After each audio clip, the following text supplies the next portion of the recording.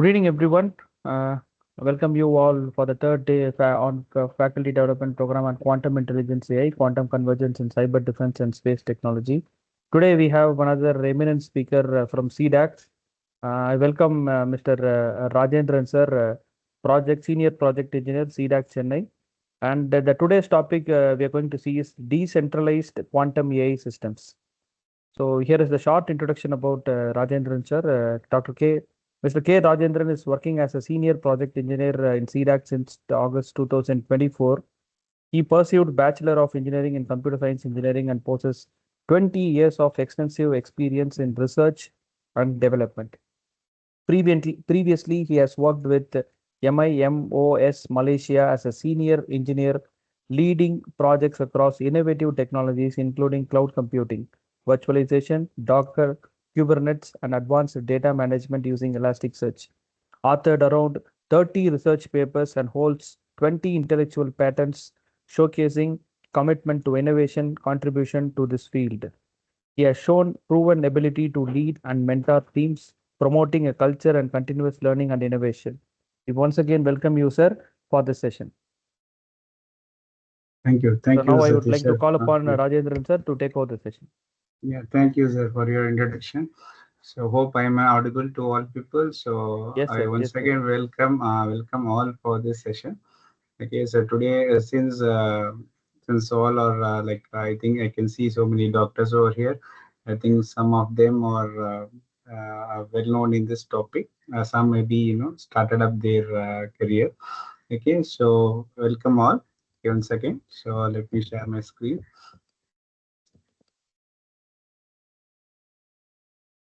Okay, so Balaji hope sir, are you there? this is that visible? My screen is visible. Yes, sir. Yes, sir. It is visible, sir.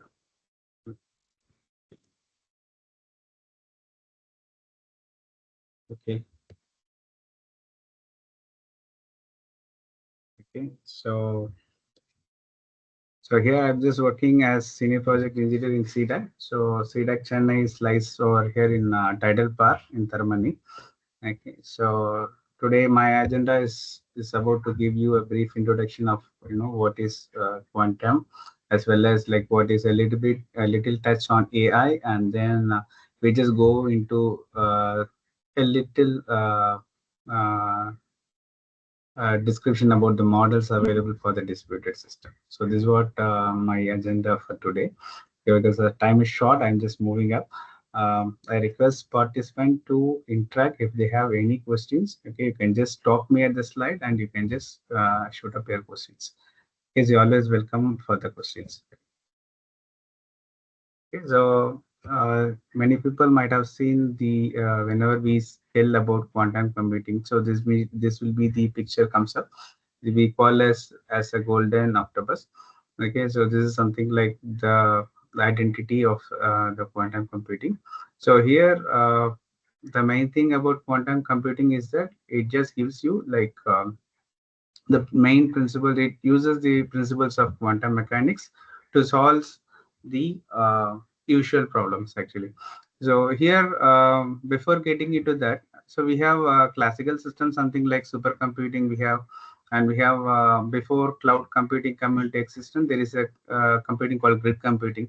So many people might be aware of those technologies, but what this quantum is that it just uses this technique, but uh, it is more superior than the existing system. So here the second point highlights that even the classical system, it will take a long years to compute. Okay, and this could compute the same thing in a few minutes or hours. Okay, so this is the main difference between the existing classical as well as the quantum computing. Okay, so here many people might have done some kind of job like protein analysis and anything. So normally it will run nearly 2 months time to detect any features of the proteins. मैं पढ़ाई कर रही हूँ So any doubts? I think I can hear some noises. If no doubts, we just move on. Okay, so moving to how it operates, like as we mentioned that it can solve any complex problems. Mainly the computing can be done in less seconds, like few minutes, something like that. Okay, so traditional computers, as I mentioned, like supercomputing, even that supercomputing is very fast, but this works on the principles of mechanics. That is the difference between these two, whereas supercomputing lies with the traditional computational power. Okay, the key principles of quantum lies over four. Okay, one is superposition, one is entanglement, one is decoherence, and one is interference. Okay, so and the main basis comes with the qubit. I think many people on searching quantum computing, you might have be aware of what is qubit. Okay, so normally in a traditional or a classical system, we use the call a term called bit. So bit could be, the possible might be 0 or 1. So that is the maximum possibility. But when we go with qubit, it there is no definite thing, like as you see here. So as you see over here in this diagram, okay, so qubit is this combination of both the things. Okay, so how this comes, I think you can just know, once you know all the principles, you might know like what we are just talking about. Okay, so let's see like what is superposition. Okay, so superposition is the one which we explained before. Okay, so normally, as I mentioned, so bit is just a 0 or 1. But if you take an example like a spinning of the coin, okay, so spinning of the coins, you can see the head and tails always flipping up at any point of time. But once it has been rested, once it has been rested, then you can just see the result. It could be 0 or 1. But while the coin is spinning up, okay, so we cannot determine the state. So this word is known as superposition. Is that clear with this? So any doubts on this? Shall I proceed with the next one?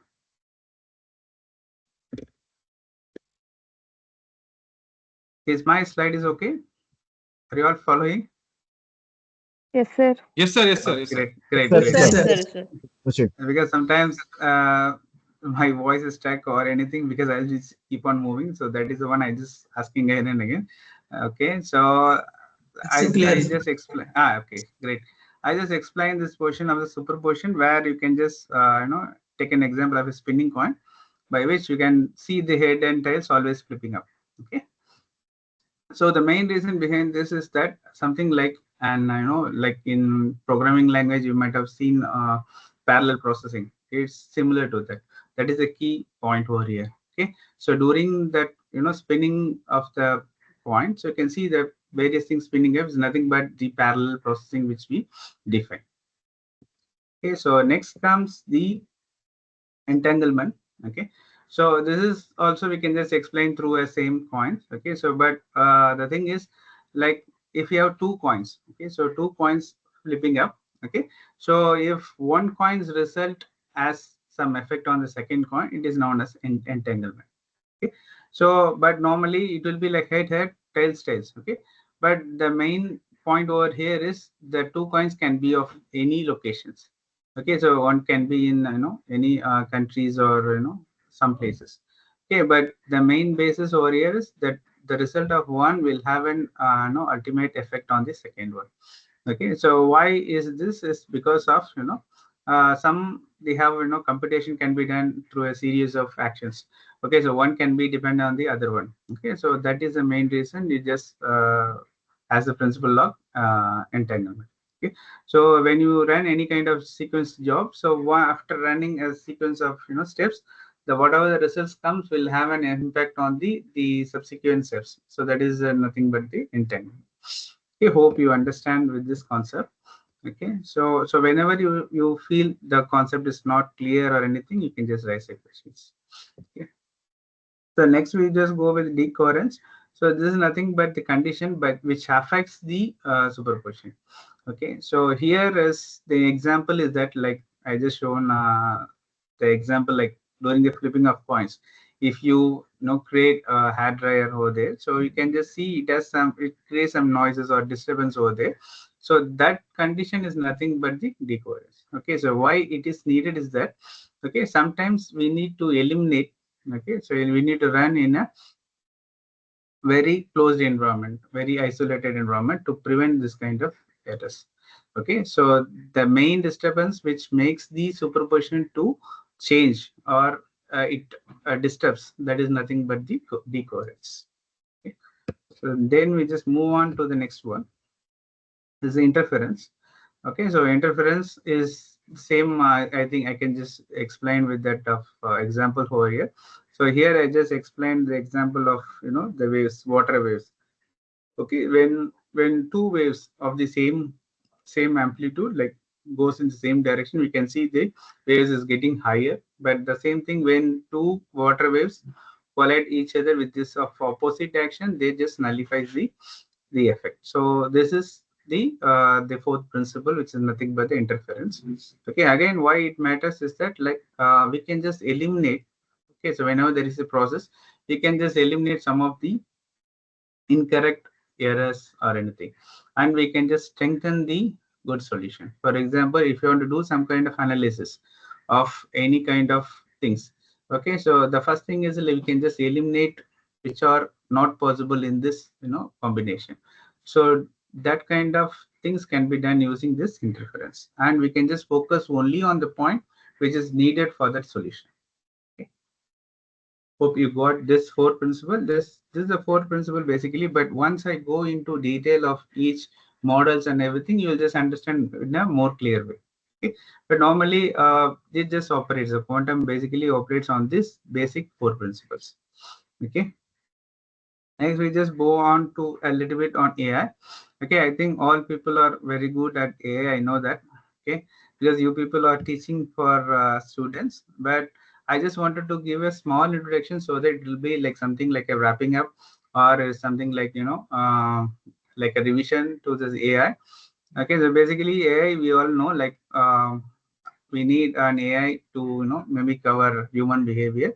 But the main reason for AI come into existence is nothing but to reduce the human errors. Okay, that is the ultimate aim of introducing the AI. Okay, so even during the COVID time, you can see like a lot of robots being implanted across countries to detect whether the person got COVID or not. Okay, so this is an ultimate example which gives you the implication of AI, like where AI can be implemented. Okay, and the main reason for AI is to reduce the human errors. Okay, so why I just giving a little bit of AI is that nowadays there is a mix of quantum with the AI. Okay, so because basically the AI alone can do all the things, but when the combination of quantum, we can just do in a more faster way. So that is the reason nowadays there is a small field which is picking up, which is a combination of both quantum as well as AI. Okay, so they're just bringing all the quantum in terms of all areas by which they can improve the accuracy more, and we can just build a versatile product. So that is the reason they're just implementing for here. And here, speaking about AI, so this you already know, aware of this architecture, but basically this is the main components of AI. When I say this is an AI, so it should falls under any of this category like machine learning, deep learning, neural network, natural language, computer vision, and cognitive computing. Okay, so and this is the the AI. I think all might be knowing AI is something like a superset, and the subset will be the machine learning. Inside the machine learning will be the subset of deep learning.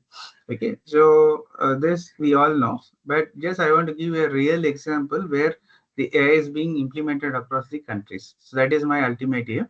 This you already know. I have an overall picture of how AI differs from machine learning as well as deep learning. Okay, so when I say this, okay, how many of them say is a deep learning or a machine learning?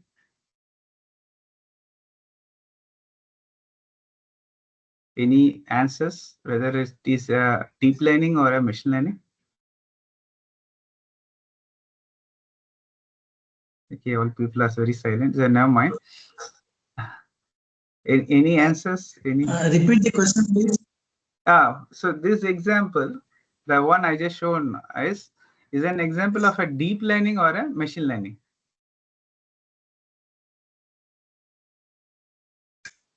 The top one is a machine Deep learning learning. only. Okay, top one is machine learning. Deep learning. Okay.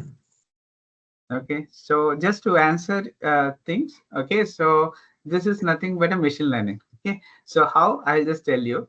Okay, so here, so what we do is that, so normally this is a scanning of baggage, which is done usually at the airport as well as the, the malls and everything, even in scanning machine. Yep. So there we have a lot of cameras. More than 18 cameras might be implanted based on the severity of the security. So mostly in airports, they'll just implant more than 20 cameras to take the complete picture of the baggage. Okay. So here what we do normally, the machine which scans. Okay. But if something is there inside that bag is there or not, we cannot identify. Okay. The machine cannot able to identify. So it just scans and then it just moves up. That's it. Okay. But what we are teaching is that we are just teaching the machine to get more intelligence. Okay. So what we do, we just try to upload similar kind of images.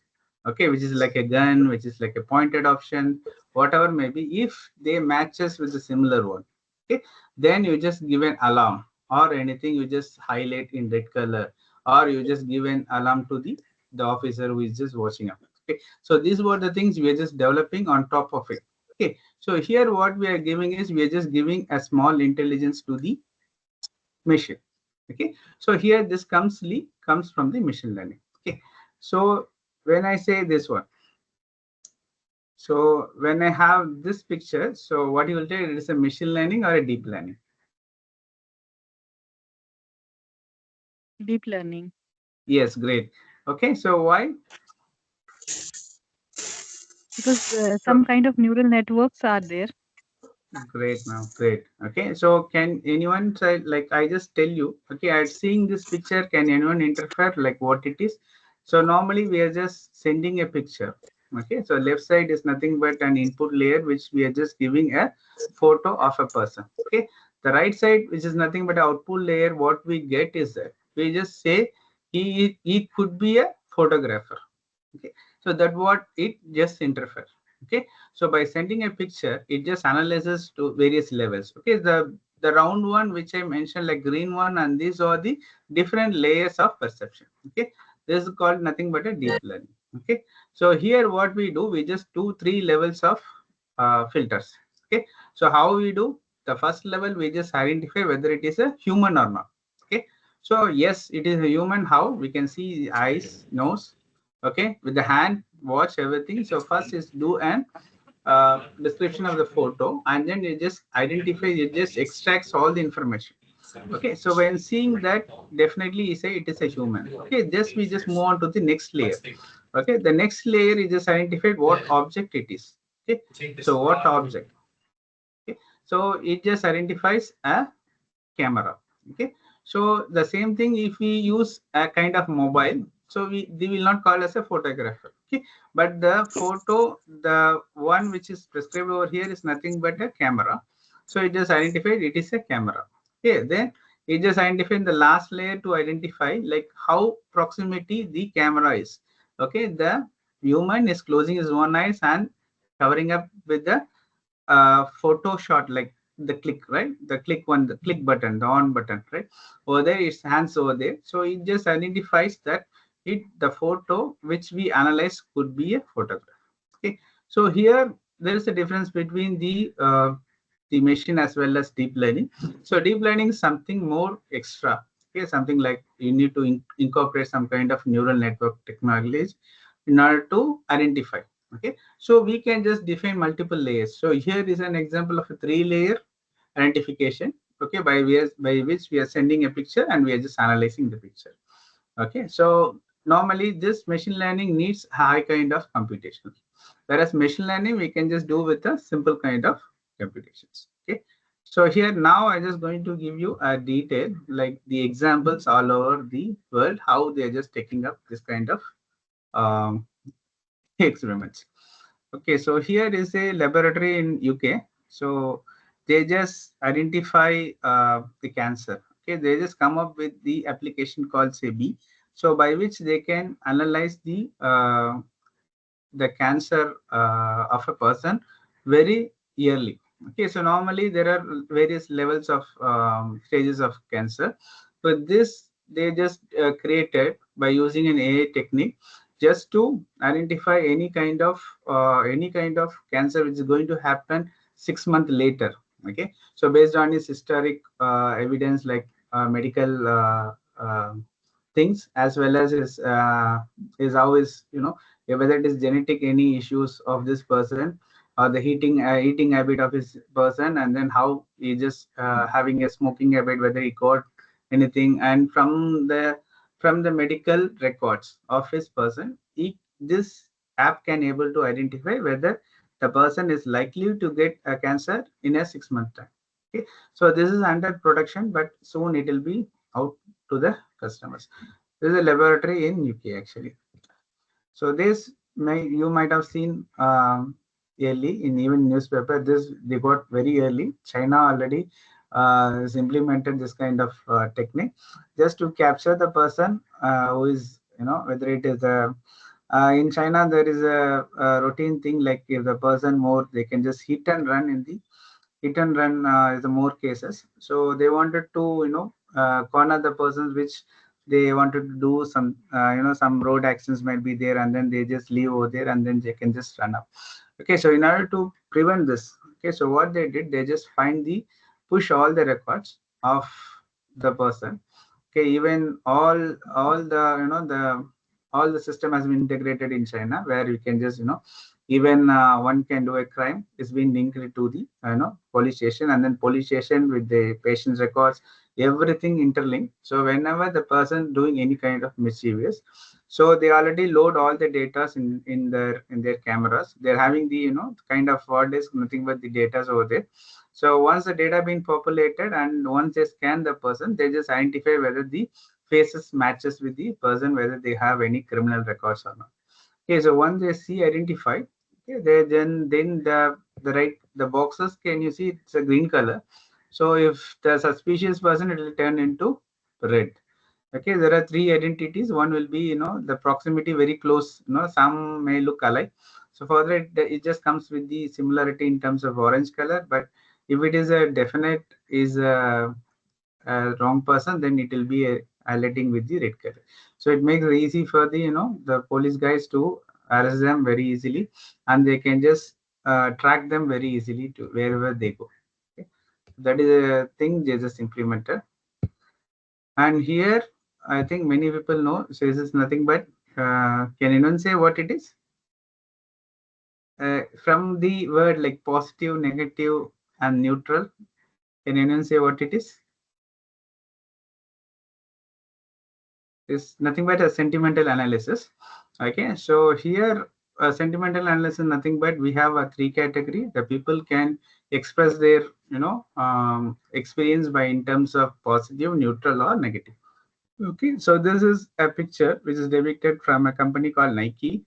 Okay, so the Nike do some kind of feedbacks from, from Telegram, Facebook, and other things. They just collect their feedback from the customer. Okay, so here they just give you a detail of like 60% is positive, and then 10% says negative, and then 30% says neutral. Okay, so here what they do is that, as a Nike company, so they just invest a lot in making a new models.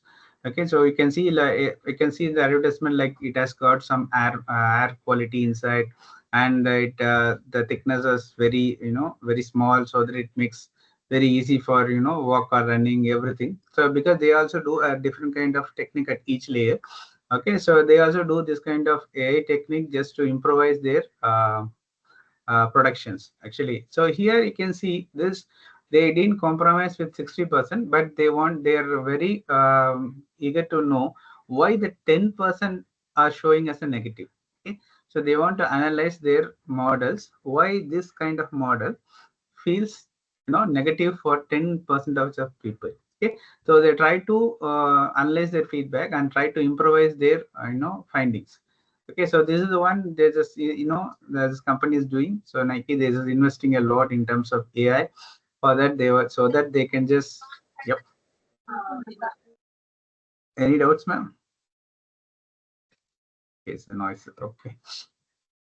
Okay, so these are the the real implication of AI. Because when I say AI, because many people will not compromise, is it really working or not? But as I mentioned, these are the real example which is working in the existing environment, and it gives you a good accuracy, and also the people are earning more lot using this AI technique. Okay, so for this I just given a light introduction on AI and then real applications across the thing. And one more application is also there, like you can see, like from autonomous vehicle. Okay, there is a autonomous vehicle at Singapore. So you can also see, you can also watch, there is it is a cab which takes the students from one place to another. Okay, so it has a camera in front of it by which it can scan the any obstacles, whether the person coming or not. So it just stops over there, and then it just takes the person from one place to another within the colleges. Okay, so there is no drivers, it can just walk around the prescribed location. It just carries the person. Once everyone inside, it just automatically closes, open the door, and then you know act as a transport within the campus. Okay, so this is a live thing which is running using AI. Okay, and main thing is the deep learning. So many people are going deep learning, and then neural network is the advanced one inside the AI. Okay, but what nowadays they're doing is that they want to improvise the more accurate using the quantum technique. Okay, so that is the reason I just put the AI just a little bit. So all these companies are just trying to implement how we can just improvise using this quantum. Let's see, like, what is this quantum AI? What it tries to solve?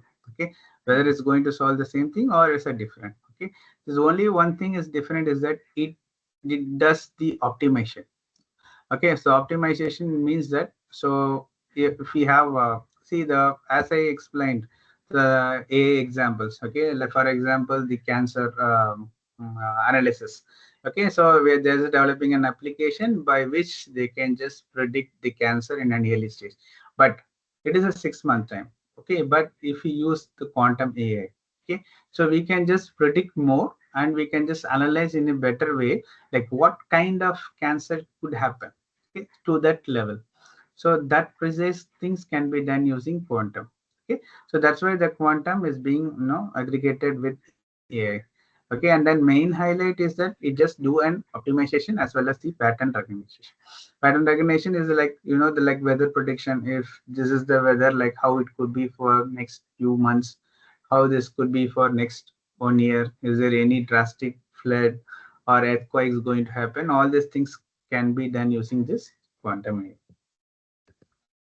Okay, so why this, the topic is like why we need this decentralization. Okay, so normally if you see, like, there is a server client approach. Usually the client used to give the query the results, and then the server used to process and then return back to the clients. It's like the place is central, and each one needs to go to this to get the response. Okay, so nowadays we just wanted to decentralize at any place. Okay, so even the roadside cameras, right, the the traffic cameras, they just implemented because they wanted to do an intelligence at their level itself.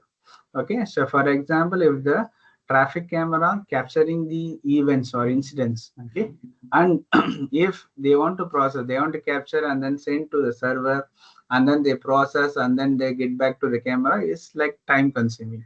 Okay, so what we try to do is that we just adding an intelligence on the edge devices. This is nothing but the decentralization.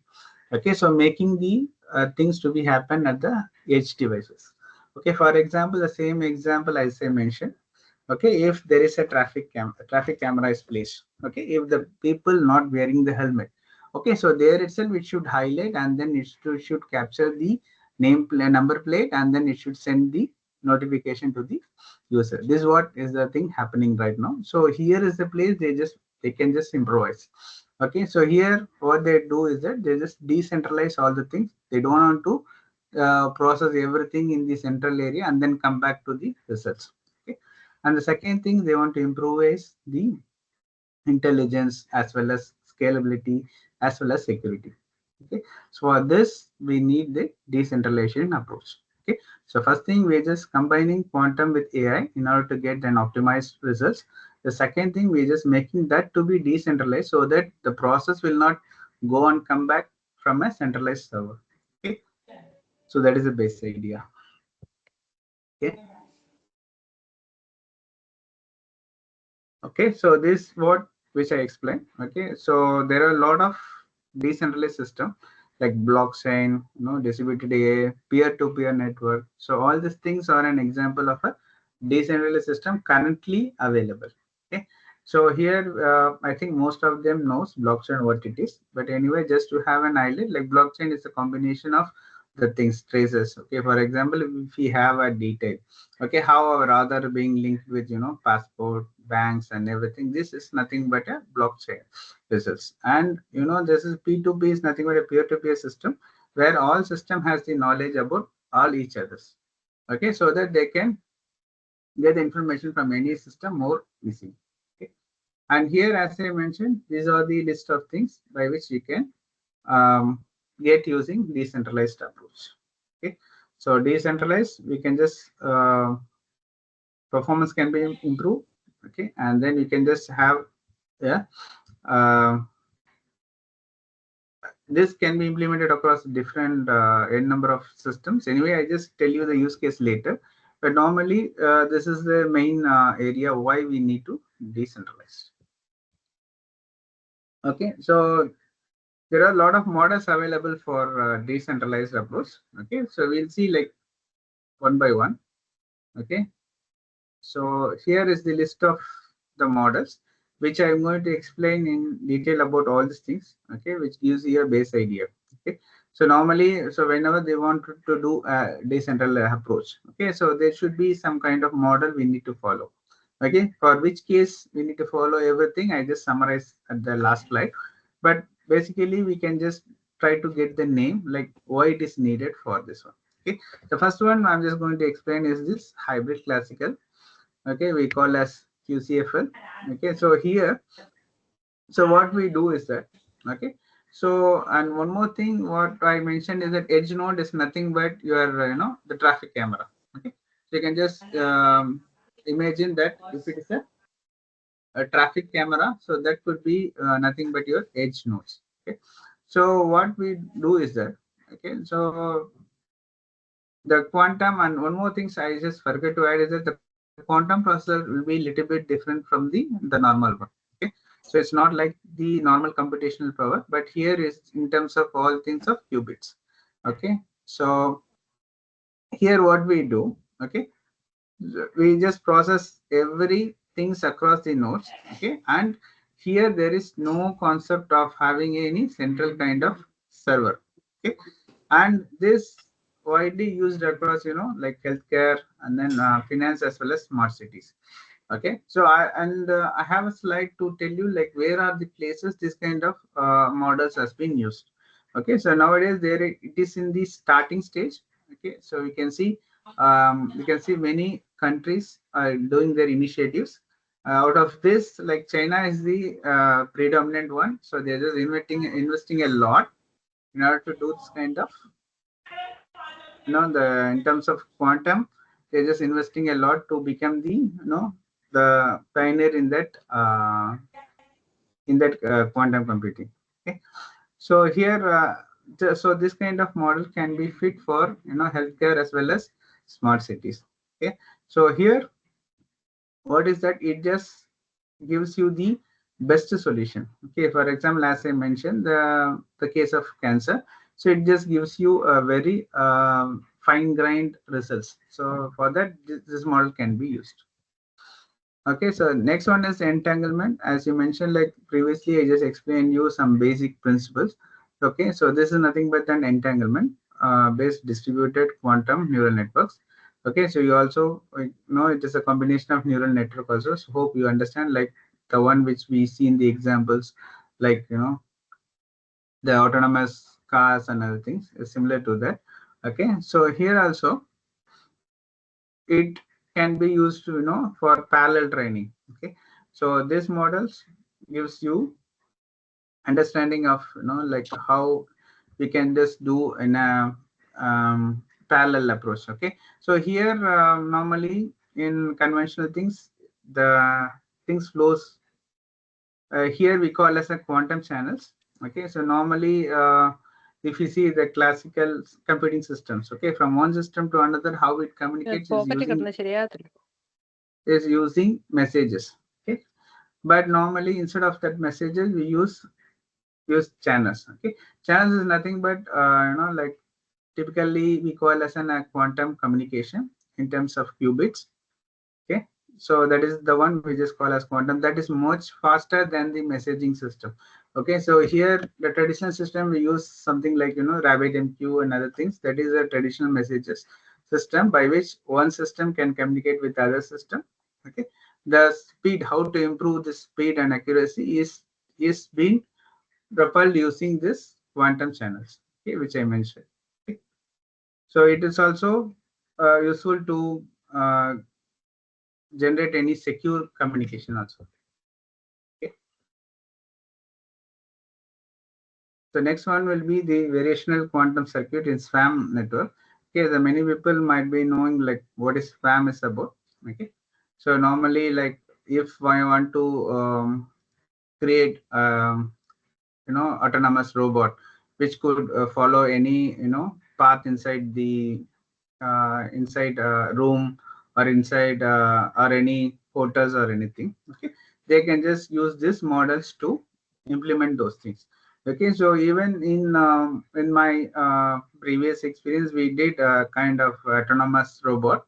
Okay, so by which it can just automatically knows the path and it can move inside a palm form. Okay, so there is a palm tree, so we need to identify whether the palm tree has got the enough fruits to get it or not. Okay, so in this case we just implemented an autonomous robot. So what we find is that we just train the path, okay, so that it just covers all the trees inside the palm farm. Okay, so it just goes and then captures all the trees, whether the trees got ripe or not. It just identifies and then calculate this tree got the ripe ripe fruits or anything. So it just identifies how many fruits got ripe so that the people can employ the people to cut those trees. Okay, so this kind of things can be implemented using this kind of model. Okay, by which it can just train the traffic flow. Okay, so again here the nodes got some share the probability distribution. Okay, so again it is not a raw data, so here also it gives you the complete intelligence inside it. Okay, so normally what I mean is that, so whenever you just use this kind of model, it can analyze which kind of path it needs to take so that it just covers the entire form or anything, something like that. Okay, so this is widely used in pollution control patterns also. Okay, and here we can also use this for emergency responses. Okay, so all this this is like just nothing but a model. Okay, so by which you can just develop this kind of applications. Okay, so the next one is the blockchain integrated one, which we already know because I just talked a few things on blockchain. And also it just, I think many people might be known like QKD, nothing but quantum key communications. Okay, so in order to do this kind of things, okay, so you can use this model. Okay, so basically since it is highly secure, okay, so because no matter at any point of time the information should not be leaked to others. Okay, so in this case, so it's mainly used for the defense purpose as well as the system which needs an high security. Okay, so normally blockchain will be running under high security because whatever the things we just traces. Okay, so some of the application you might be seeing even in Google lenses or anything. You can see it will not capture the number plate. Even the if you see the maps, Google Maps, and you trace back, okay, it will not show any kind of the number plate things because it just has an identity. So each identity should be masked. So all this kind of stuff can be done using this kind of models. Okay, but this normally gives you which is which you want to develop a system which could be more secure and other things. Okay, so normally if any any changes happening across two systems, okay, it will easily identify. Okay, the next one is the quantum enhanced multi-agent. Okay, so this is more popular nowadays because the agents, okay, so like autonomous agents is the key things over here. So okay, what this will do is that, okay, so it got the reasoning modules, okay, and then a decision making circuit, as I mentioned, right? So each one, okay, because the decentralization main approach is to give intelligence across all the system, even at the edge nodes. Okay, so for that, this kind of models can be used. Again, this is more suitable for robots controls, okay, and then you can just give um, more optimal kind of knowledge from this model. Okay, I think the last one could be the distributed quantum reinforcement. Okay, so again this, if you want to have, do at larger speed, this could be useful. Okay, and this will be the one more thing under the same category. Okay, so quantum federated transfer learning. Okay, so this is another model widely used for financial as well as medical. Okay, and then I just give you the overall picture. Okay, this could be the summary. Okay, so if you want to have, for example, this will give you the base idea, okay, why this model has been used and what purpose, and then what is the advantage of using this model. Okay, so if you want to have see the edge efficiency, you can just go with Q edge mesh. Okay, but if you want to have like tamper proof means, as I mentioned, if there is a because blockchain is a combination of multiple modules. When there is a data communication across each independent system, okay, how secure should not be having any kind of um, tamper proof kind of things. You can just go with this model. Okay, so all this got, each gun got its own strength, and we can just imply this kind of model in that kind of application. Okay, so we cannot have the same model to be applied across all the things, okay, because each model got its own strength. So that is the reason I just put this slide, just to understand that this will give you so where to use if you want to develop an application. Okay, so based on this model, you can just select this model and you can just develop those applications. Is it clear with this? Yes. At Yes, least sir. Yes. anyone, and a great. Okay. Yes, sir. Yes, sir. Yes. Okay. So if you define an architecture, okay. So far we just seen these are the models. Okay. So model to build anything. Okay. In order to build this, how to make an architecture. Okay. How to make an architecture out of this. So if you want to make an architecture, these are the steps you need to follow. Okay. The first one will be the access and identity layer. So we all know like how we are just using the username, password, and then we are just entering and then coming back. Similar to that, we have all these things. Okay, how to secure nodes. The nodes in terms is nothing but the system in which the quantum operates. Okay, so every time I just say node, there's nothing but the quantum nodes where we just do then operations. Okay. Okay, so post quantum identity management is nothing but, okay, so after the system being processed, okay, identity management is nothing but how the user given the permission, similar to the how you do kind of after login. Okay, so after, for example, Gmail or anything, you have a username, password. After login, you have an access to these kind of things. Okay, so similar to that, we can just identify this approach. Okay, so here also quantum key distribution will be there, and zero trust authorization, nothing but when it's nothing but like IoT. It just speaks about the IoT because a lot of systems being involved in terms of IoT. Okay, so how to rely all those devices. Okay, so for example, if I have a medical treatment. Okay, so one they will just take from blood sample, one they will get from BP measurements, everything, like how this system interact with each other, nothing but the zero trust authentication, meaning that each one should have full authentication, so that any readings or anything should not have the exposed. Okay, that is the main reason. Okay, so first thing we need to do is nothing but an access and identify layer. Okay, next comes the scheduling. Okay, scheduling you already know. Okay, so how to process which one, how to do a knowledge aware routing, how to do the assignments, how to do making the task queues. Okay, so some task might be smaller, how this task can be done faster. Okay, so I think all these things we read last time. Okay, so previously you might have read the scheduling. Okay, across the scheduling, all these things will be covering up. Okay, so again, which I say the job scheduling is nothing but the quantum job scheduling, nothing but in terms of processing qubits. Okay, okay, all these things covers under scheduling. Okay, next comes the validation. So validation nothing but how you provide a secure node access. Okay, this comes under validations. Okay, and here quantum safe cryptography. Okay, from the word you have just identified how you are just making a tamper proof kind of security. Okay, so hash based signatures are there. Okay, you already know, like whenever there is a document being there, we can just upload using the hash signatures. Okay, so how they verify, they just download and then verify whether the encrypted one is similar to that or not. Okay, so there we can just identify whether the document is the same one or it is a have a changed one. Okay, so everything comes over here. Okay, and then here is the last one is the computational layer. Okay, which we speak.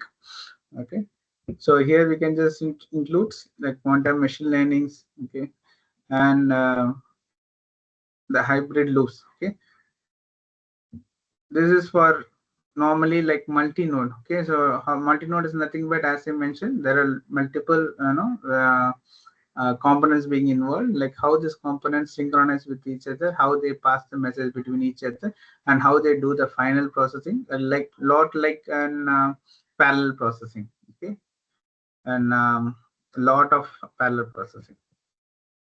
Okay, and some of the use cases I need to highlight. Okay, similar to the AI, I'm just going to show you some of the use cases right now happening. Okay, so here you can see for fraud detection. Okay, so fraud detection they can just use uh, how means like if you have a credit card, if they use a credit card. Okay, so from the usage of the credit card they can just identify any kind of anomaly is nothing but okay the usual process but something happening abrupt, something different. For example, you are in Chennai, all the transactions are happening in Chennai, but suddenly there is a transaction in between happen in one day at midnight, which is nothing but in Hong Kong or Dubai. Okay, using the same card. Okay, is there any transaction happened in Dubai or some other country? Makes things as anomaly because they just suspect how this guy fly within a day and they're just doing a transaction in that country. Okay, then they just call to the person and then ask whether this guy did the transaction or not. Or this kind of simulation, this kind of analysis can be happening, and they're just using this kind of technique. Okay, they just use machine learning in terms of quantum. Okay, and drug discovery. Okay, so this is the highlight the companies. Okay, these are the companies Boehringer and Merck. Okay, all the companies right now they're just doing this kind of experiment for new drug exploration. Okay, so they just inventing new drugs. Okay, they just use this kind of you know technique. Okay, so nothing but the protein folding and structure prediction. These are the things they're just using. Again, they use quantum machine learning to do this kind of things. But normally this setup will be different. Okay, so not like our supercomputing, it will be something different where they you can see the type of equipment, everything will be completely different. And then they try to analyze the drugs and everything, they can just do a modeling. But normally this will take a long time if you use a traditional computer. Okay, so they just do this kind of medical and then finance are the main target of this quantum machine learning. Okay, so many people are focusing mainly because this kind of operation will not be done in few seconds. It will just run even many hours. And one thing is, as we call quantum as a disturbing technology, because already you might have aware like it already broke the RSA algorithm. Okay, so that is the reason they're just using this kind of quantum things in terms of discovery of new drugs. Okay? And even with climatic models, okay, so with the NASA is using this for atmospheric simulation. So nothing but like how the air quality, we can just improve the air quality, whether the air quality has got some issues in near future, okay, and how is there any kind of volcanoes or anything is happening, they can just predict early. Okay, and here Volkswagen also testing the EV. Okay, so how they can just use quantum to optimize the traffic flow. Okay, as we mentioned, right, we just seen some of the models to for use of the robots or anything. We just seen several models, right? They're just using those kind of models to identify which traffic will be easier to go. Even if you use the Google Maps to go from one destination to another, it will route 2 3 different routes, and it will say if you go this way, the time is this one. If you go this way, if you go and see, it will be like this much of time. Similar to that, we can just identify very closely and more precisely using this kind of things. Okay, so now these are the two top companies. They're just using this kind of modeling, nothing but the NASA as well as Volkswagen. Okay, so even this Toyota, okay, so Toyota and Benz also they're doing their testing, vehicle control, everything as I mentioned, like autonomous robots. Okay, so autonomous cars are coming up. Okay, so soon they are just going to deploy across several countries. So they're just working on that. So right now there it is in the test bed. So they're using all this kind of quantum AI to do this, and then even UI Air Force also doing this kind of drones. Okay, so previously you might have seen the drones of drones taking the shape of some kind of all the drones can be in sync. Okay, so all these things are happening using this quantum AI. Okay, and the smart cities they're just coming up. Okay, so again Volkswagen is the pioneer over here. They already did for the city in Lisbon. Okay, and then we have predictive maintenance still just working on anomalies. So these are the the various use cases of this quantum. Okay, and main thing which I need to highlight is this industry initiative. This is like very big. Okay, the quantum is mainly taken up by the company IBM. Okay, so they got around 700 plus government partners across the globe. Okay, and they're just doing for drug discovery as well as material, and they have partnered with several companies like JB Morgan, Daimler and Boeing. Okay, so even Airbus, all these things they just have an initiative, but this is like a very big initiative because they just taken. Okay, they just created well class labs. Okay, and here this is the notable initiative which is which is going to become more popular across the globe. Okay, because they have several other companies in pipeline. Okay, these are the notable companies which already signed. But apart from this, there are several companies which is in pipeline. That is going to align with this IB.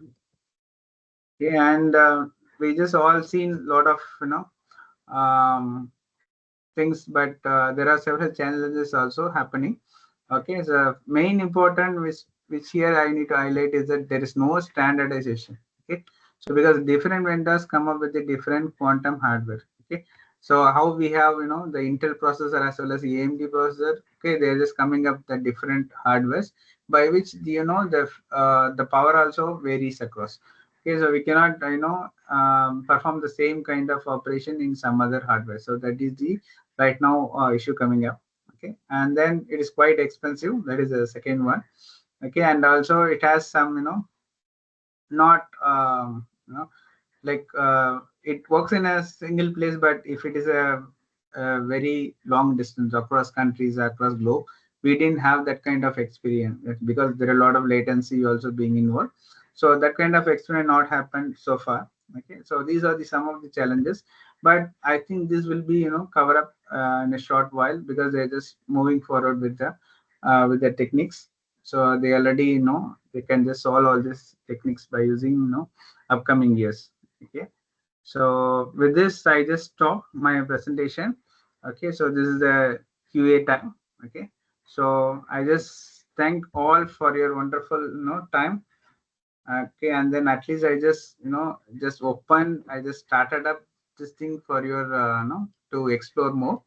Okay, that is the one I just always put that we just embark the beginning of the quantum journey. Hope it just clarifies, and I wish you to continue in this journey so along with me. Okay, thanks a lot for your time. Please ask any questions if you have. Participants, do you have any doubts? Any questions from participants? I have one question. I'm Kumarasamy from Site of Kothur. Yeah. The classical computer and the quantum computer is the only difference is the speed or something else? Yeah, as I mentioned, a speed as well as the optimization, right? The clarity. For example, as I mentioned, like the classical computer takes many months, so this can run in few hours. But the clarity, how it attains. For example, protein synthesis. Okay, it is an example. Okay, this can run in few hours, but that protein inside the protein synthesis, how it comes, okay, how it gets, all these fine-grained details will be there. Hope you got it. Because the methodology, the applications, all are similar except that speed. Yes, inside the Right. speed also. Yes, speed is one of the thing. Okay, on top of that, if you combine both quantum as well as AI, you can just gain some fine-grained results. For example, even the results and how to say, like it is like fine-grained. For example, if you got marks. Okay, so 90 marks out of 190 marks. Okay, inside the 90 marks, what are the classification? In which section you did good? In which section you just did poor? All this information, everything together. No, that classification can be done using deep learning method or approaches. No. What I said is, like, for example, if you're running for few months, okay, so same task can be done in few hours. Okay. Right, but we need to wait for 3 months time to get those things results. Okay, that's even what I though wanted to ask the same thing. Yes. It's only the speed difference. No. Even though we see the results, for example, if you apply deep learning also. Okay, so as I mentioned, like that, I just explained various examples, right? Like like robot cars, autonomous cars, and everything. Okay, so the same thing can be done using deep learning. Okay, as I mentioned, like photographer, yes. Okay, so here what it does is that it just does the same kind of job in a few milliseconds. Okay, and it just has a clarity, okay, ahead of things, ahead of deep learning. Okay, so for example, the clarity means, which I mentioned over here, is that, okay, in which layer this has been getting this kind of stuff. Okay, so what excludes this, what expels that, all this fine grained details is there in short time. So that is the main advantage. Okay, sir, thank you. Okay. So any other questions? Participants, if you have any other questions, you can ask, or else we can proceed to the next session.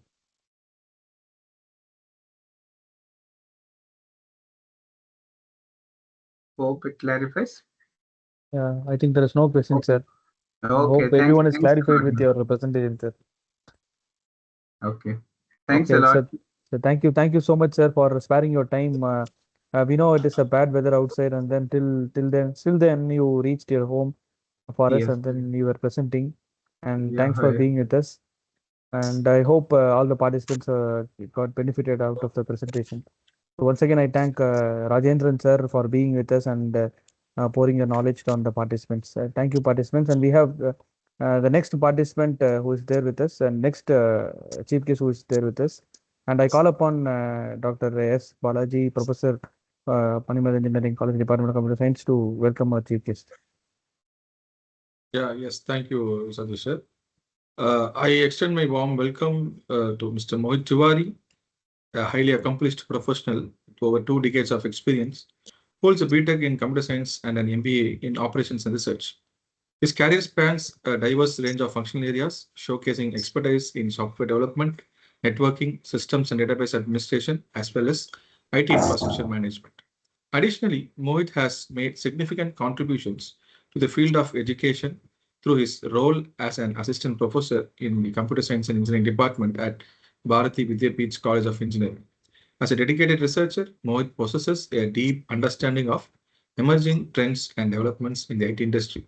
His commitment to open source technologies and a passion for staying at the forefront of technological advancements make him a valuable asset in both academic and professional spheres. I request Mr. Mohit Tiwari to take over the session, sir. So Mohit sir, you're there. Yes, sir. Thank you so Thank you. much, sir, Welcome, sir. for this kind welcome. And without further ado, I would like to share my screen and move on with the session as it's been quite some time now. So let's today begin our session on quantum computing and how it's linked to cybersecurity, because that's my primary area. So the topic is Introduction to Quantum Computing and its Emerging Role in Cybersecurity, where we'll be bridging together quantum principles with modern cybersecurity frameworks. So I would like to share my screen. Just give me one moment. I will share my screen and let's move on with the session. Thank you so much once again for giving me this opportunity.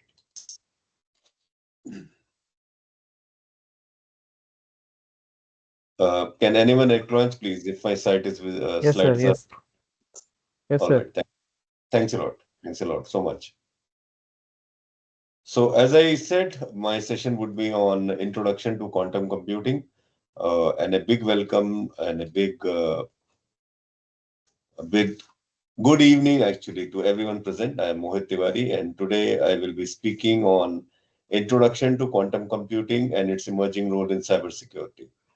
So this session aims to bridge fundamental quantum principles with modern cybersecurity frameworks.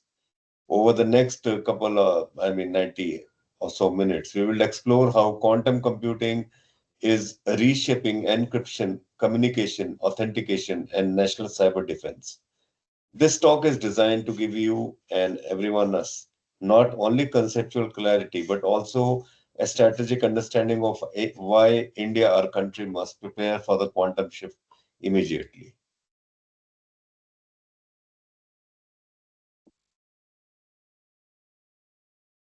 So let me begin by placing today's discussion in concept. We are living in a hyper-connected digital ecosystem where cyber threats are evolving faster than traditional defenses can keep up.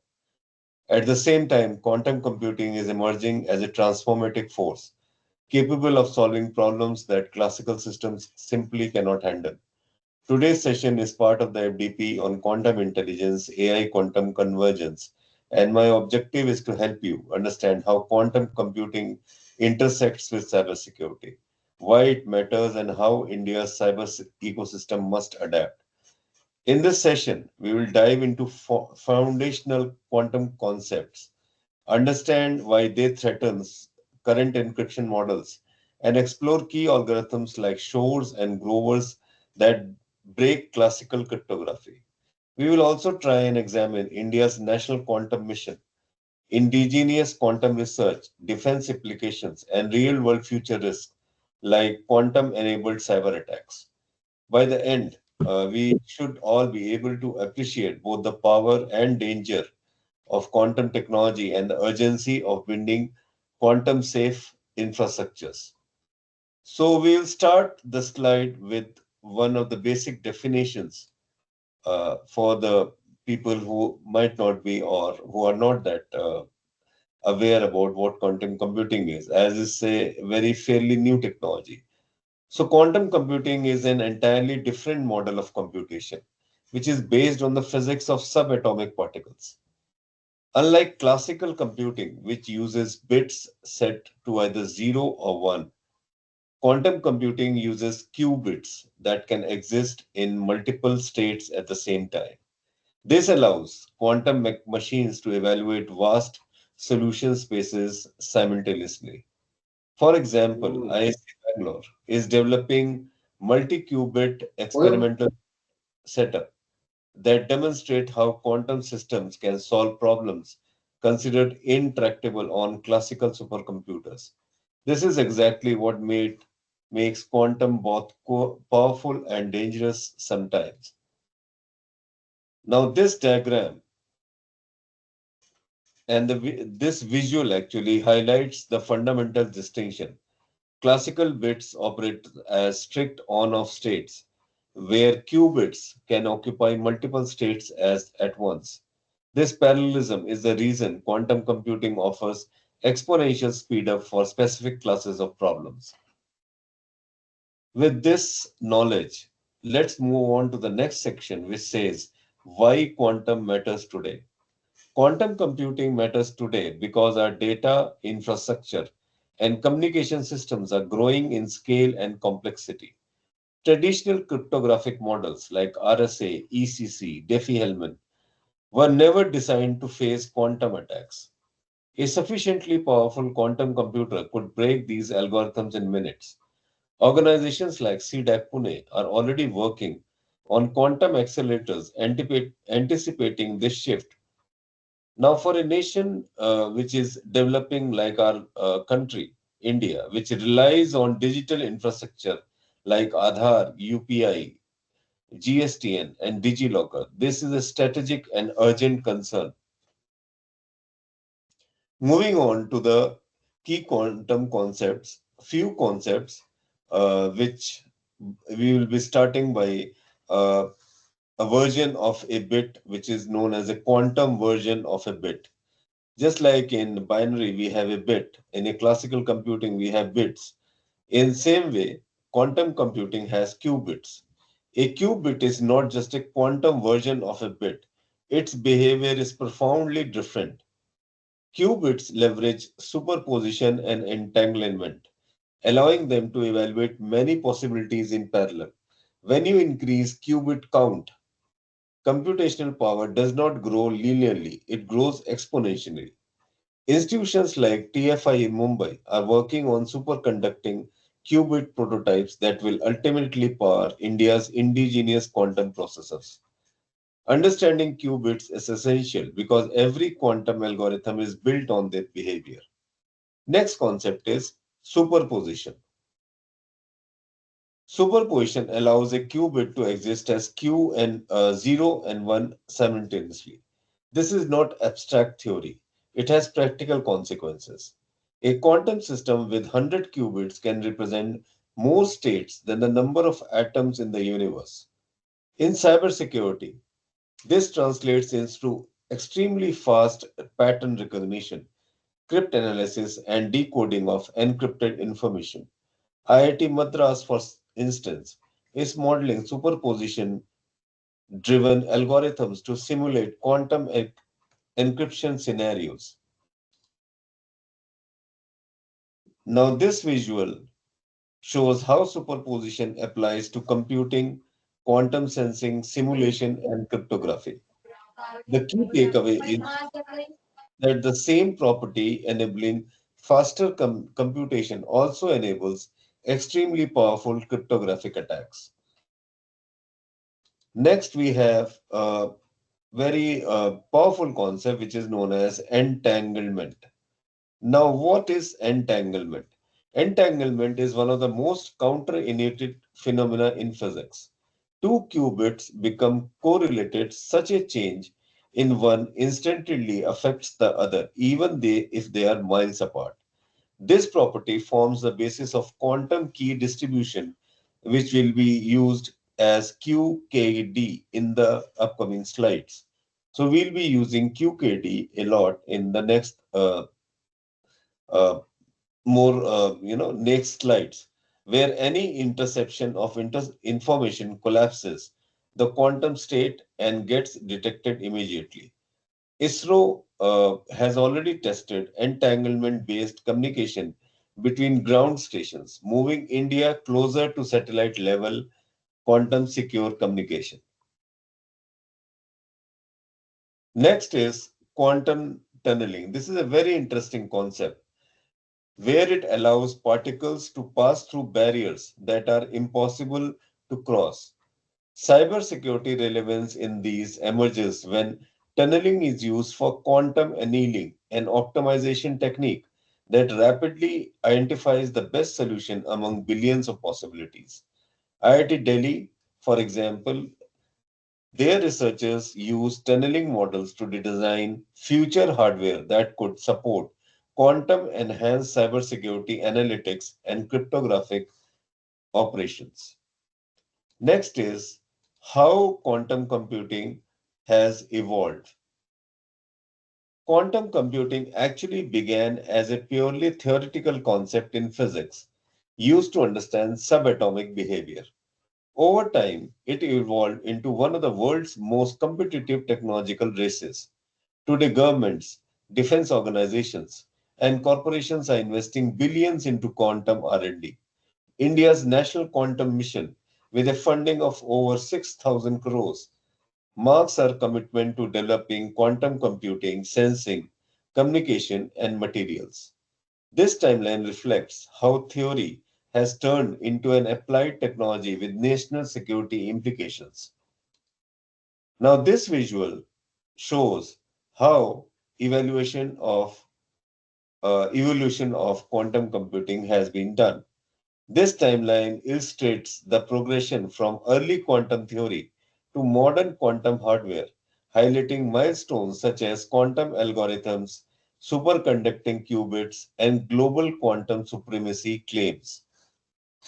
If you can see, I have tried and compiled as much as possible as I could find and taken this diagram and shown this evolution of quantum computing. Now, next is quantum computing versus classical computing. Now, we all know how classical computing works. Classical computing is inherently sequential, even with parallelism. Classical machines evaluate paths one at a time.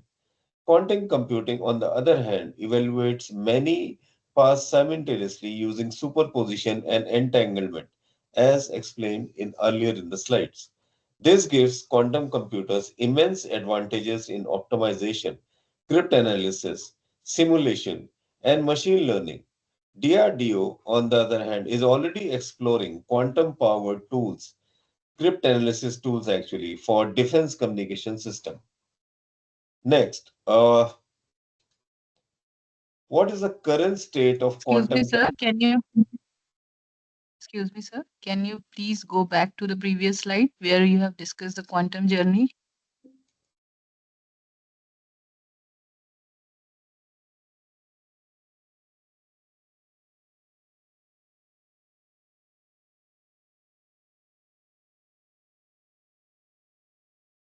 Yes, ma'am. Here? Yes, sir. This one. Thank you Yes. so much. Yes, ma'am.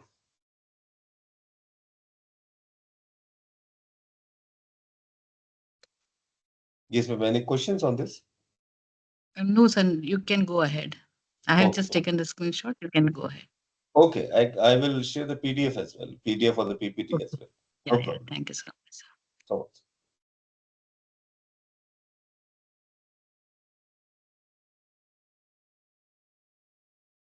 So, as I was saying, let's talk about how the state of quantum computing globally is going on. Globally, the United States, China, and the European Union lead quantum development. Companies like IBM, Google, and Rigetti are offering cloud-accessible quantum processors for experimentation. Meanwhile, Indian startups like Boson QPSI and Colbis are developing quantum simulators and software stacks locally. This growing global competition highlights that quantum is no longer futuristic. It's an active industry overall. Next is let's see what are the quantum algorithms. So we will just take an overview. Now, quantum algorithms exploit quantum principles to solve specific classes of problems faster than the classical algorithms. They are particularly strong in factoring, searching, optimization, and simulation tasks. IIT Kanpur, for example, is experimenting with quantum algorithms for secure communication and cryptographic modeling. As we proceed, we will look at the algorithms that directly impact cybersecurity. This visual provides a visual map of quantum algorithms and their applications, from cryptography and search to machine learning and satellite communication.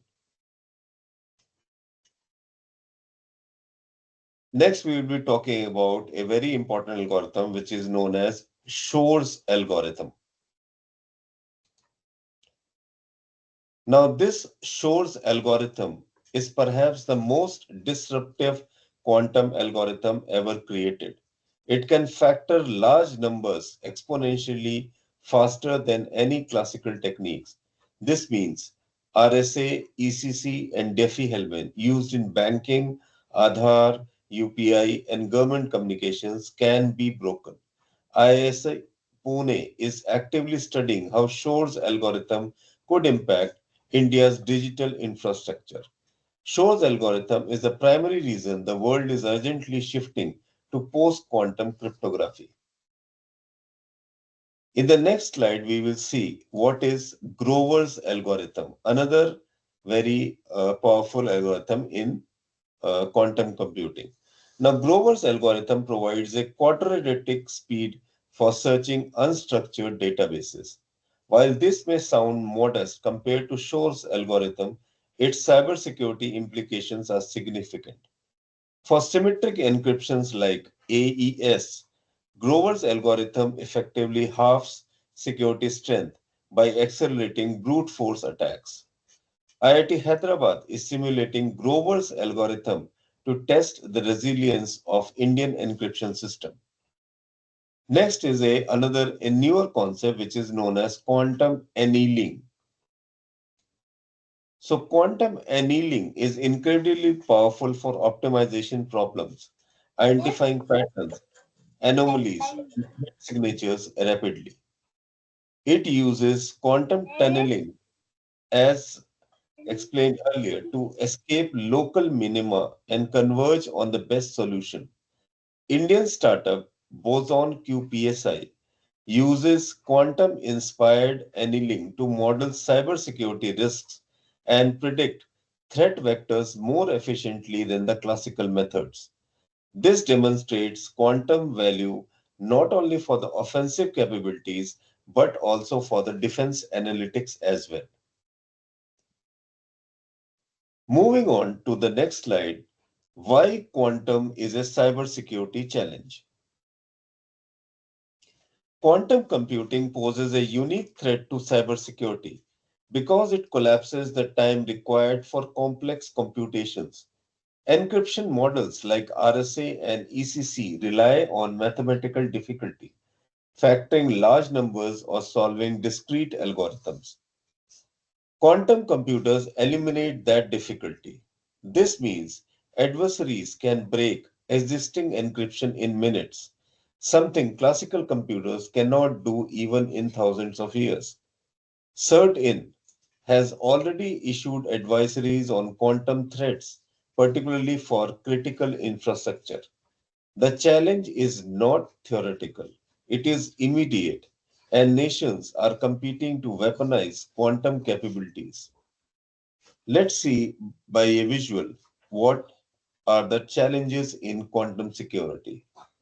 This diagram highlights the expanding attack surface created by quantum computing, from encryption background to accelerated pattern analysis.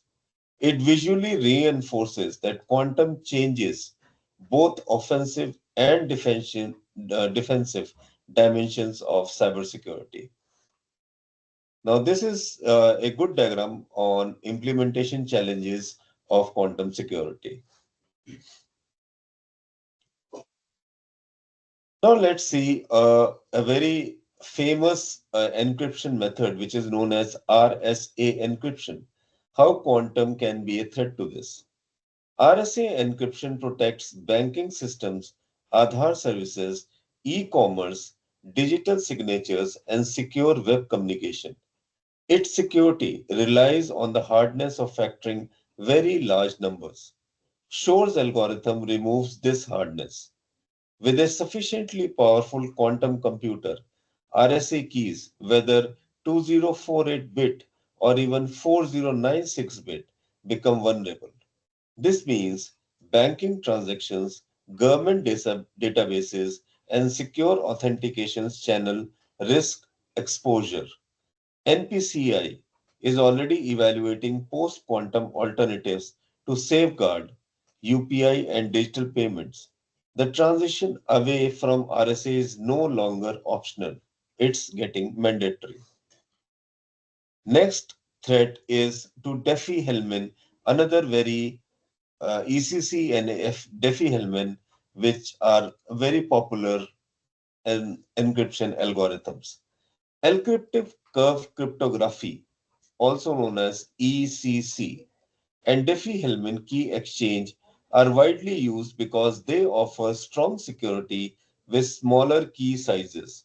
However, quantum computers can also break these using Shor's algorithm. ECC is heavily integrated into mobile banking, VPN tunnels, IoT security, and digital signatures. Diffie-Hellman underlies secure key exchanges across communication protocols. The National Informatics Center, or NIC, is currently assessing replacements for ECC and Diffie-Hellman in government communication systems. These algorithms served us well for decades, but the quantum era demands new cryptographic foundations, as you might be knowing about, and you must be realizing how quantum is uh, going on, and it's now demanding new cryptographic foundations for the upcoming threats. With these words, let's see how the impact on digital, particularly India's digital infrastructure. India's major national platforms, Aadhaar, GSTN, DigiLocker, CoWIN, digital land records, and several banking systems depend on classical cryptography. Even if quantum computers capable of breaking encryption do not exist today, attackers can harvest encrypted data now and decrypt it later. This harvest now, decrypt later threat is real. MITI has already initiated post-quantum transition studies, recognizing the large-scale vulnerability of national infrastructure. To ensure long-term security, India must begin phased migration to PQC before quantum systems become mainstream. PQC stands for post-quantum transitions. So, next is quantum safe cryptography. What is quantum safe cryptography and why this is need of the hour? Quantum safe cryptography, also known as post-quantum cryptography, aims to secure data against both present classical attacks and future quantum ones. This is not just about upgrading encryption, it's about redesigning entire digital ecosystems to ensure continuity of the trust. CDEC is developing quantum resistant encryption frameworks for defense networks. The need is urgent because cryptographic migration takes years, and once quantum computers scale beyond a certain threshold, the window for safe transitions closes rapidly. Now, post quantum cryptography, as we have seen earlier, PQC. Post quantum cryptography includes algorithms that remain secure even in the presence of large scale quantum computers. Unlike QKD, PQC does not require new physical hardware. It runs on existing classical systems. Globally, NIST is leading the standardized process for PQC, and India must align its frameworks with these emerging standards. IIT Roorkee is currently working on lattice-based schemes specifically adapted for Indian communication ecosystems. PQC is the first essential steps in quantum readiness for any nation. Now, this diagram is a wonderful diagram where it provides a high-level view of the different families of post-quantum cryptography algorithms, illustrating their mathematical foundations and intended applications.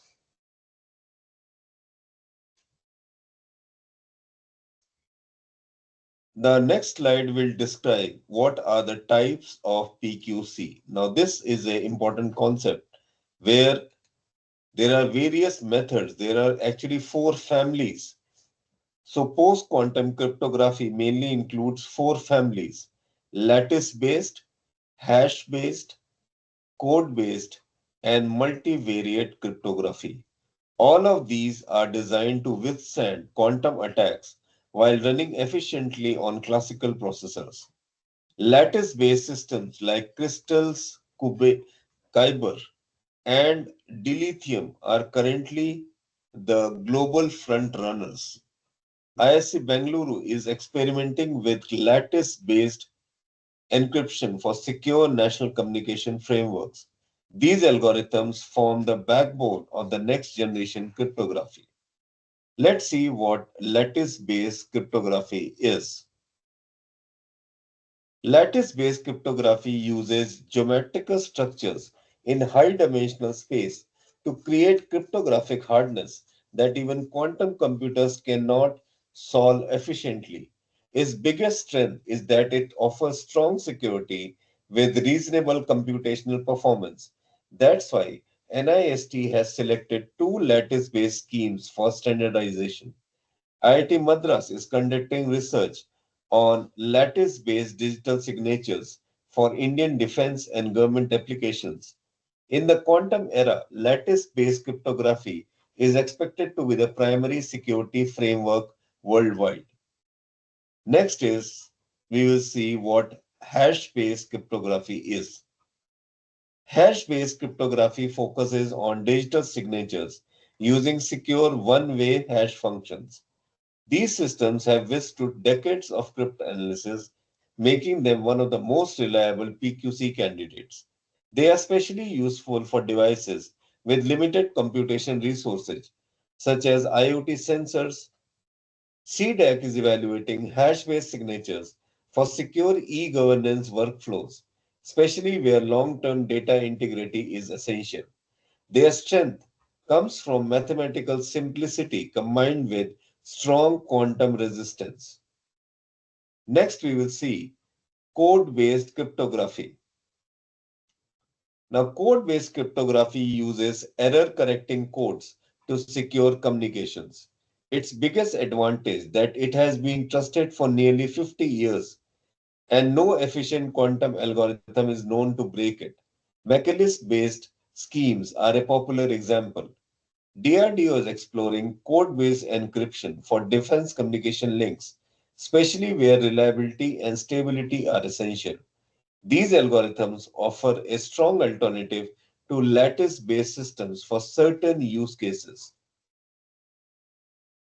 Now, this visual shows and summarizes how code-based schemes rely on large public keys and error-correcting codes to ensure long-term quantum resistance.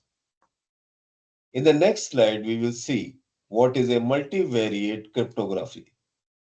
Multivariate cryptography is built on the difficulty of solving multivariate polynomial equations, which quantum computers cannot easily resolve. These algorithms are particularly effective for digital signatures and are suitable for resource-constrained environments like IoT and embedded systems. IIT Kharagpur is evaluating multivariate signature schemes for the Indian IoT market. This is particularly important as India expands into 5G-enabled smart city deployments, where billions of devices must and should remain secure. Coming back to another concept and previously discussed, quantum key distribution or QKD. QKD or quantum key distribution uses quantum mechanics to establish secure keys between two parties. Unlike Classical cryptography, QKD, does not rely on mathematical hardness. It relies on physical laws. Any attempt to intercept the key disturbs the quantum state, immediately alerting the communicating parties. ISRO and DRDO have already demonstrated QKD between ground stations. This represents a significant leap for India's strategic communication networks. Over time, QKD will become a critical component for defense and space communication security. Next, we will see the QKD protocols. The BB84 protocol is the first and most widely known QKD protocol using polarization states of photons. E91 protocol uses entanglement for even stronger security. Decoy state QKD helps detect sophisticated eavesdropping attempts. Raman Research Institute is rigorously testing these protocols under National Quantum Mission. Understanding these protocols is essential because organizations handling sensitive information will eventually rely on these quantum secure key distribution systems. Next, we will see quantum communication networks. Quantum communication networks extend the principles of QKD to create large-scale secure communication channels. These networks can protect critical infrastructure, government communication, and defense operations by making interception practically impossible. India plans to build a nationwide quantum communication backbone connecting major cities, under the National Quantum Mission. Such networks will represent the future of national cyber defense strategies, especially in an era of increasing geopolitical cyber threats. Now, this visual shows how quantum nodes, repeaters, and channels form an end-to-end communication architecture.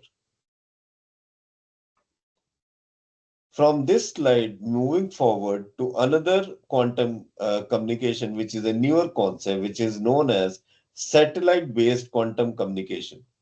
Now, these kinds of quantum communication allow secure transmission of entangled photons or quantum keys across vast distance, far beyond what terrestrial optical fiber can support. ISRO achieved India's first satellite-based quantum communication demonstration in 2024, proving our capability to enter the global quantum communication race. This technology will enable secure international communication links and may eventually support quantum secure diplomatic and defense communication between nations. Next, a very interesting concept which is known as quantum random number generators, or also known as QRNGs. Now, what does these do? Random numbers are the backbone of cryptography. Everyone is aware of that. Now, classical random number generators are often predictable or biased, which weakens the security. Quantum random number generators use quantum phenomenon like photon arrival time to produce numbers that are truly random and impossible to predict. Indian startup QNU Labs is already supplying QRNG devices to banks and data centers. As cyber threats become more advanced, QRNGs will be essential for strengthening encryption, authentication, and secure transactions. Now, the next is a very interesting topic known as quantum networks and cyber security. Now, quantum networks are fundamentally different from classical networks because they utilize quantum states such as entanglement and photon polarization to transmit the information. The primary advantage is guaranteed security. Any attempt to intercept communication introduces detectable disturbances. For cybersecurity, this is transformative. Critical infrastructure, power grids, financial systems, national defense can operate on communication channels where interception is not just difficult, but physically impossible. In India, initiatives led by SECI and QNU labs are creating quantum secured networks for power sector communication, demonstrating how quantum will shield national infrastructure from next generation cyber threats. Now, quantum has also entered the sensors field. So let's see what these are. Quantum sensors use quantum effects to detect extremely small changes in physical systems. Their precision is far beyond classical sensors. From a security standpoint, this allows for hardware level intrusion detection, tampering detection, and environmental monitoring with unprecedented sensitivity. DRDO is testing quantum magnetometers and gravitymeters for defense application to detect threats such as underground channels,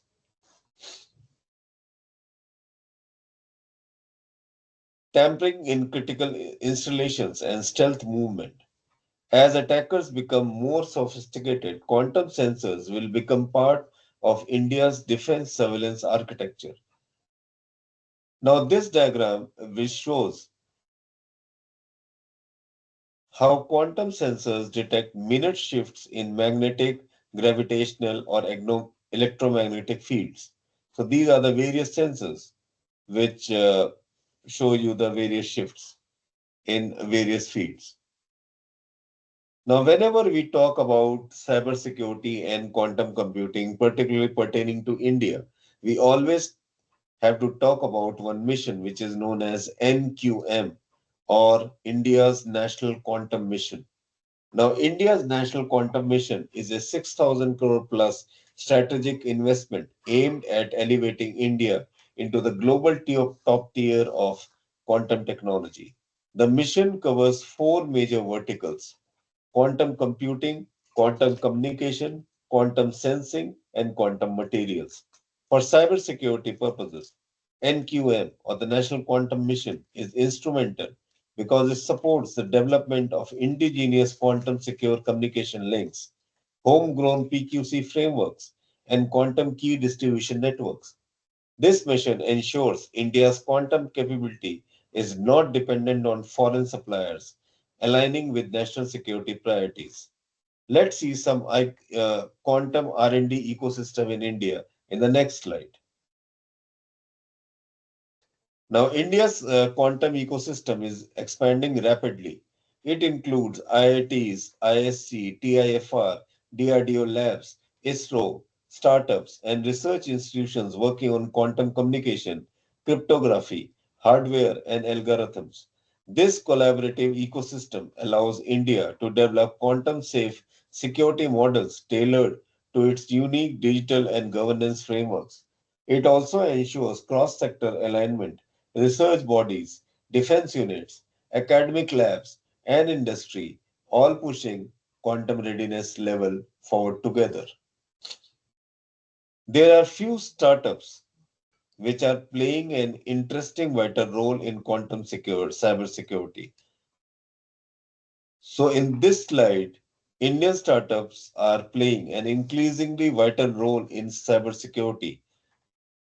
Companies like QNU Labs are building indigenous quantum encryption devices and QRNGs. Boson QPSI is developing quantum-inspired risk modeling platforms, and Qualys is working on quantum software stacks. These startups bridge the gap between academic research and real-world deployments.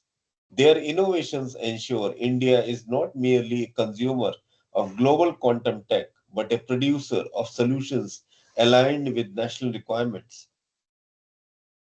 Now, India is also developing quantum resistant cyber infrastructure. In these slides, we will see what are these resistant cyber infrastructure.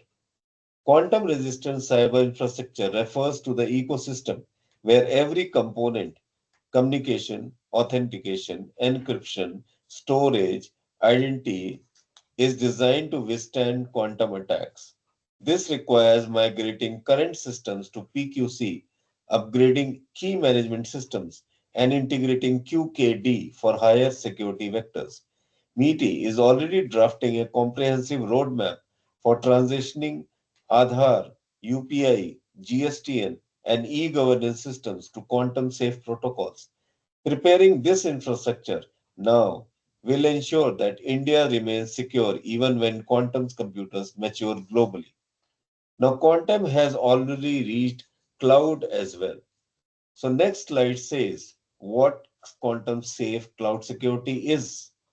So, cloud environments store massive volumes of sensitive data, as we already know, from government records to commercial databases. Quantum computing poses a dual threat, breaking encrypted data sets and compromising inter-cloud communication channels. A quantum safe cloud integrates PQC algorithms, quantum random keys, and hybrid encryption frameworks. NIC is actively evaluating quantum safe models for the Meghraj cloud and government data centers.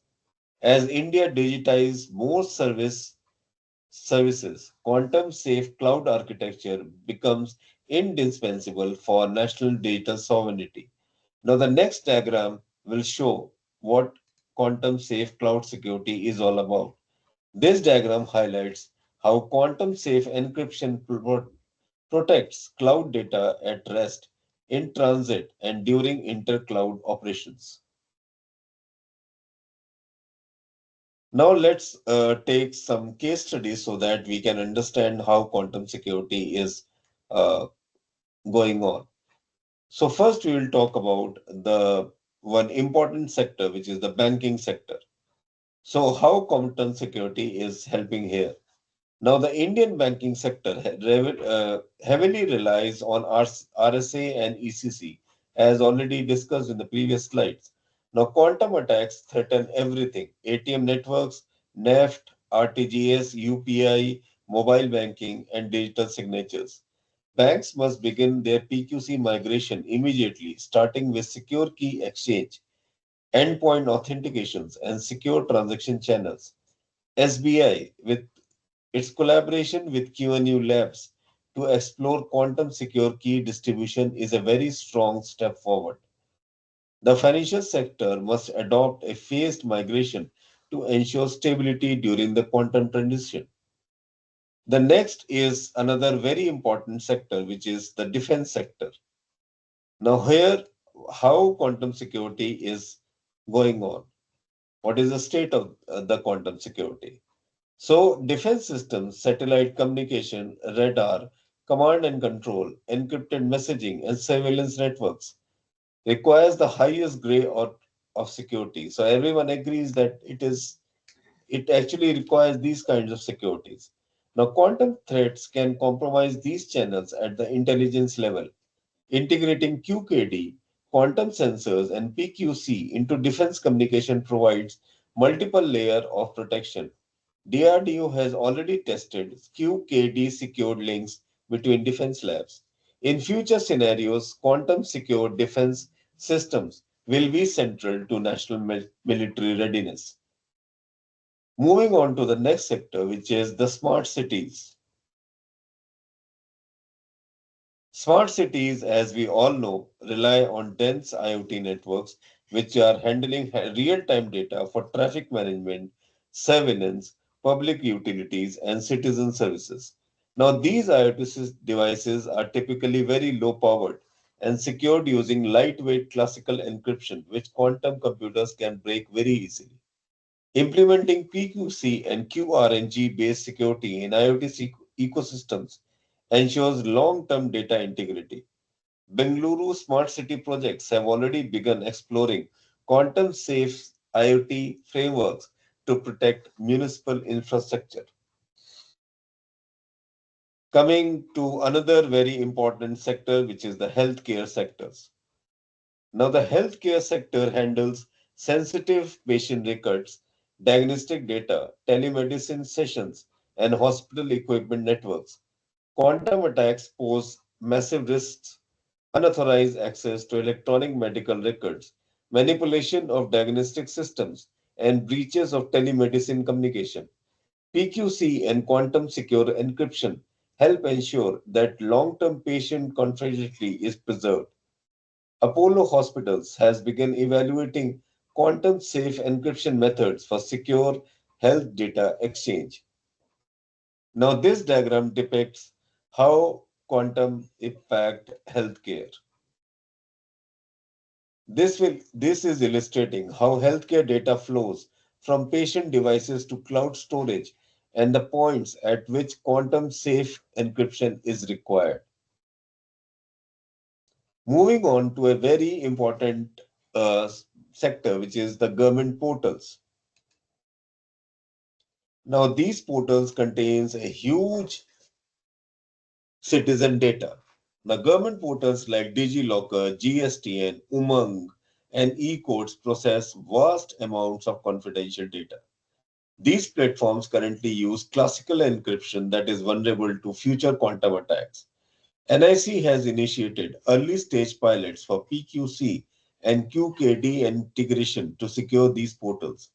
Transitioning government services to quantum safe security is vital not only for privacy but for national governance stability, ensuring that the trust citizens place in digital systems it remains intact. Now, threat detection is also can be done by quantum computing, and this slide is all about that. Quantum computing can analyze massive data sets at unprecedented speeds, as we have seen in these slides, making it extremely effective for early threat detection.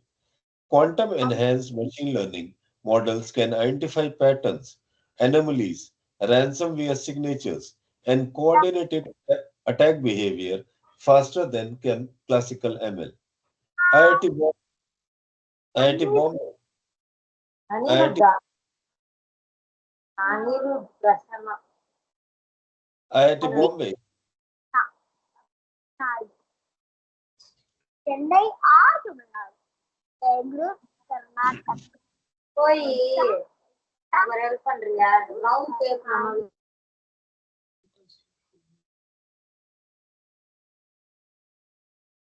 I would request you to kindly put yourself on mute, please. Okay. The Thank you so much. participants see that you are in mute. Okay, so moving on. So IIT Bombay is pioneering research on quantum enhanced threat intelligence for national cert teams. With hybrid quantum classical models, organizations can respond to cyber threats in real time. Another type of machine learning which is coming up is known as quantum machine learning in cybersecurity. This is quantum computing combined with machine learning for accelerated. Just a minute.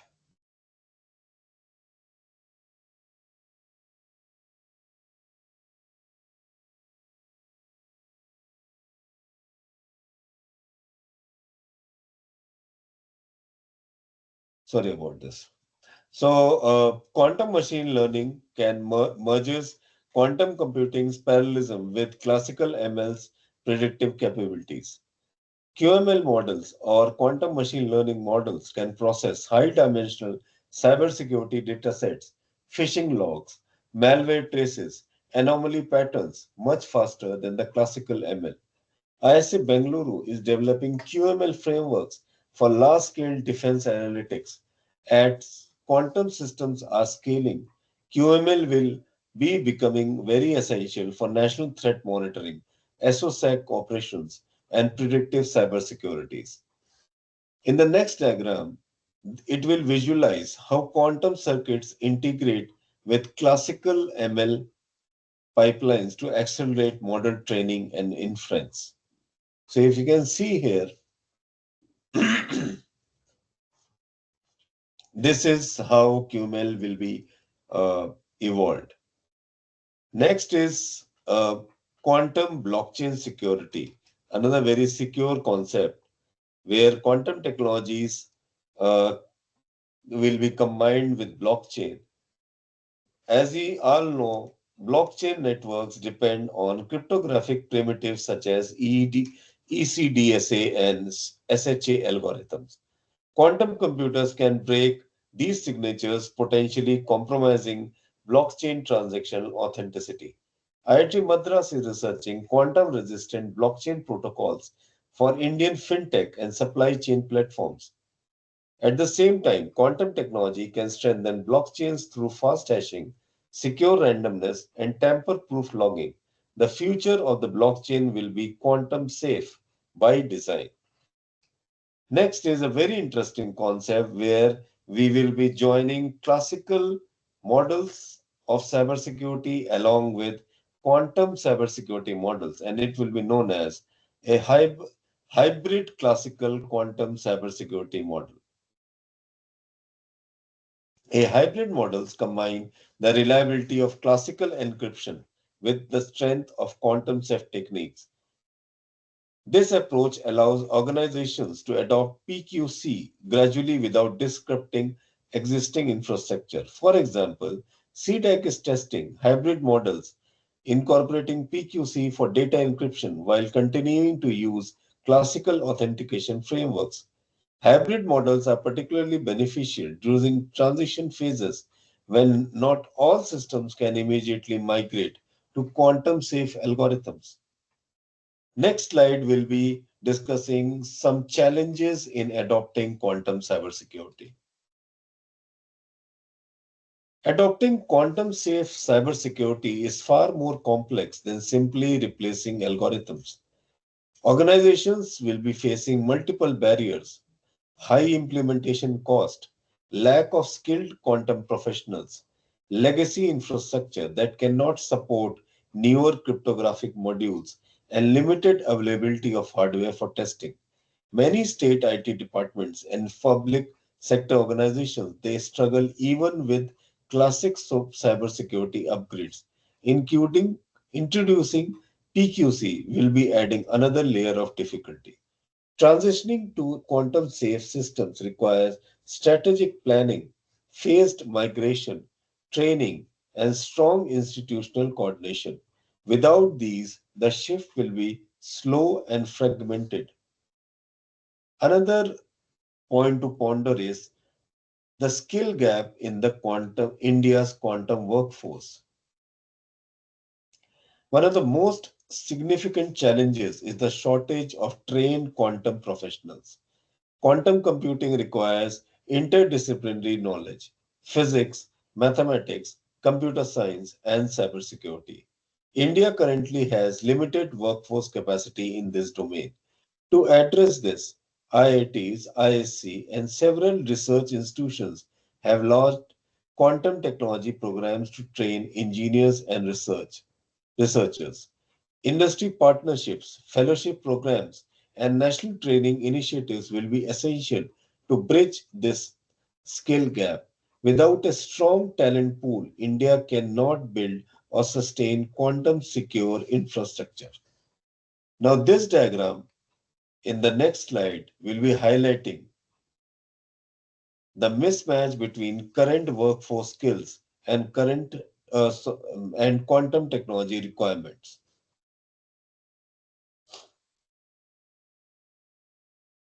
In the next slide, we will be discussing few things: how India can move forward with a quantum safe or a quantum safe India, what policies are required for this mission. For India to remain secure in the quantum era, we need robust national level policies.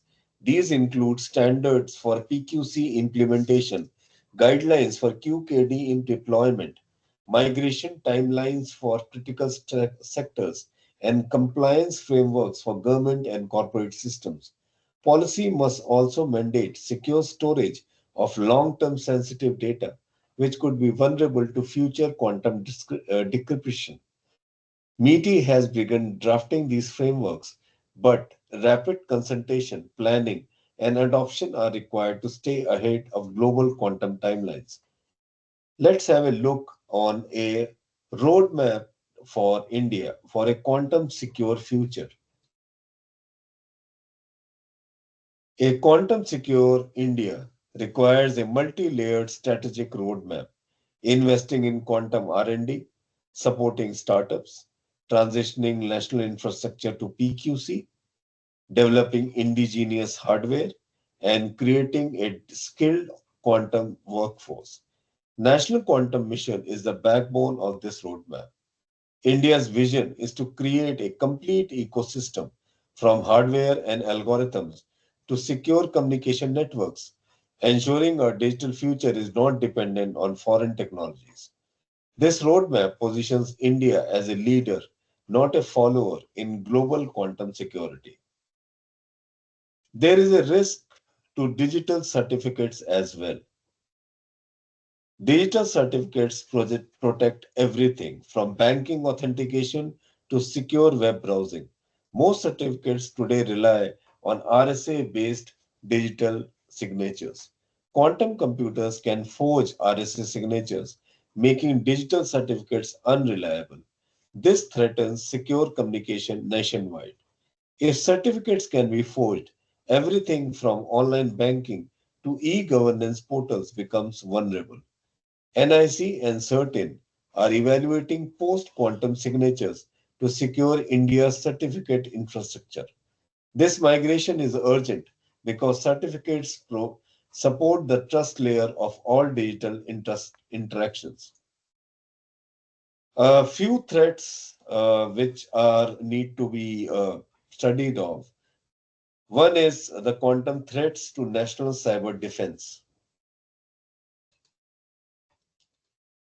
In national security, confidentiality is not only the only concern. Integrity and availability are equally important.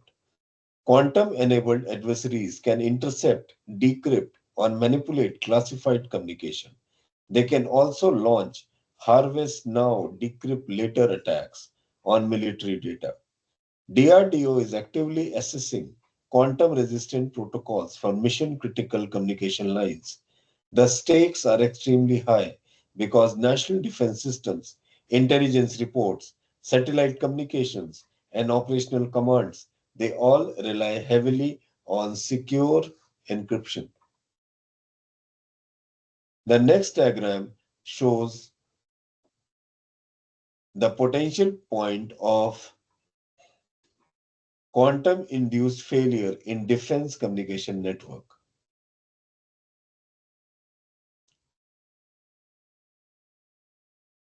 Next is quantum computing and blockchain security, how they can be a big threat to this.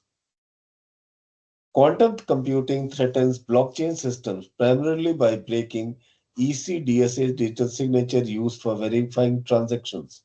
If signatures can be forged, attackers can manipulate transactions, disrupt smart contracts, or compromise ledger integrity. Indian Blockchain Forum and multiple fintech institutions are studying PQC-based blockchain protocols to future-proof India's digital financial ecosystem. Simultaneously, quantum technologies are being used to improve blockchain performance through enhanced randomness and faster verification. Quantum security for 5G. Another burning question is because every phone these days is now on, almost every phone is now these days on 5G. So future 5G and 6G networks will support billions of interconnected IoT devices handling sensitive personal and industrial data. These networks rely on encryption and key exchange algorithms that quantum computers can break. The Department of Telecommunication is funding research to integrate PQC into 5G security architecture. Quantum safe encryption ensures future networks remain resilient, preventing attackers from intercepting high speed mobile data. As India deploys 5G and prepares for 6G, quantum computing, quantum security becomes essential. Another quantum computing evolution is in malwares. Quantum computing may lead to malware, which is far more adaptive, stealthy, and capable of self-optimization. Quantum-powered malware could evaluate millions of evasion paths simultaneously, bypassing classical detection techniques.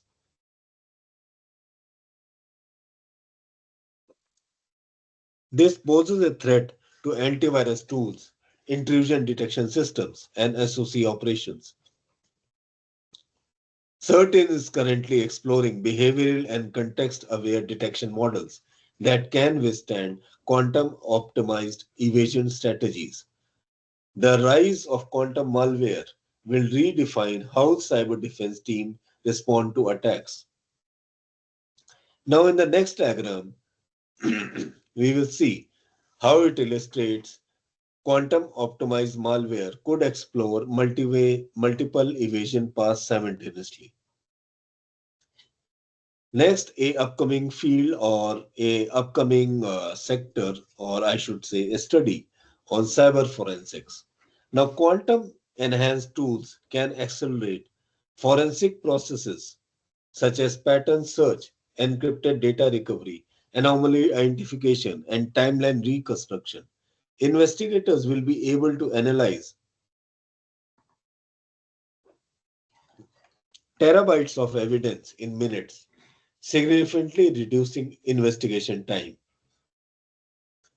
CBI Cyber Labs are exploring quantum inspired algorithms for real time forensic reconstruction. Faster forensics will be crucial in responding to rapidly evolving cyber attacks. Quantum tools will allow agencies to uncover sophisticated attack chains that classical methods often miss. Another point to ponder on is the safe identity and access management by quantum. India's identity ecosystem is large and huge and vast, which contains of Aadhaar, PAN, DigiLocker, and eKYC. It all relies heavily on classical encryption and digital signatures. Transitioning to PQC-based signatures and authentication ensures long-term protection of citizen data.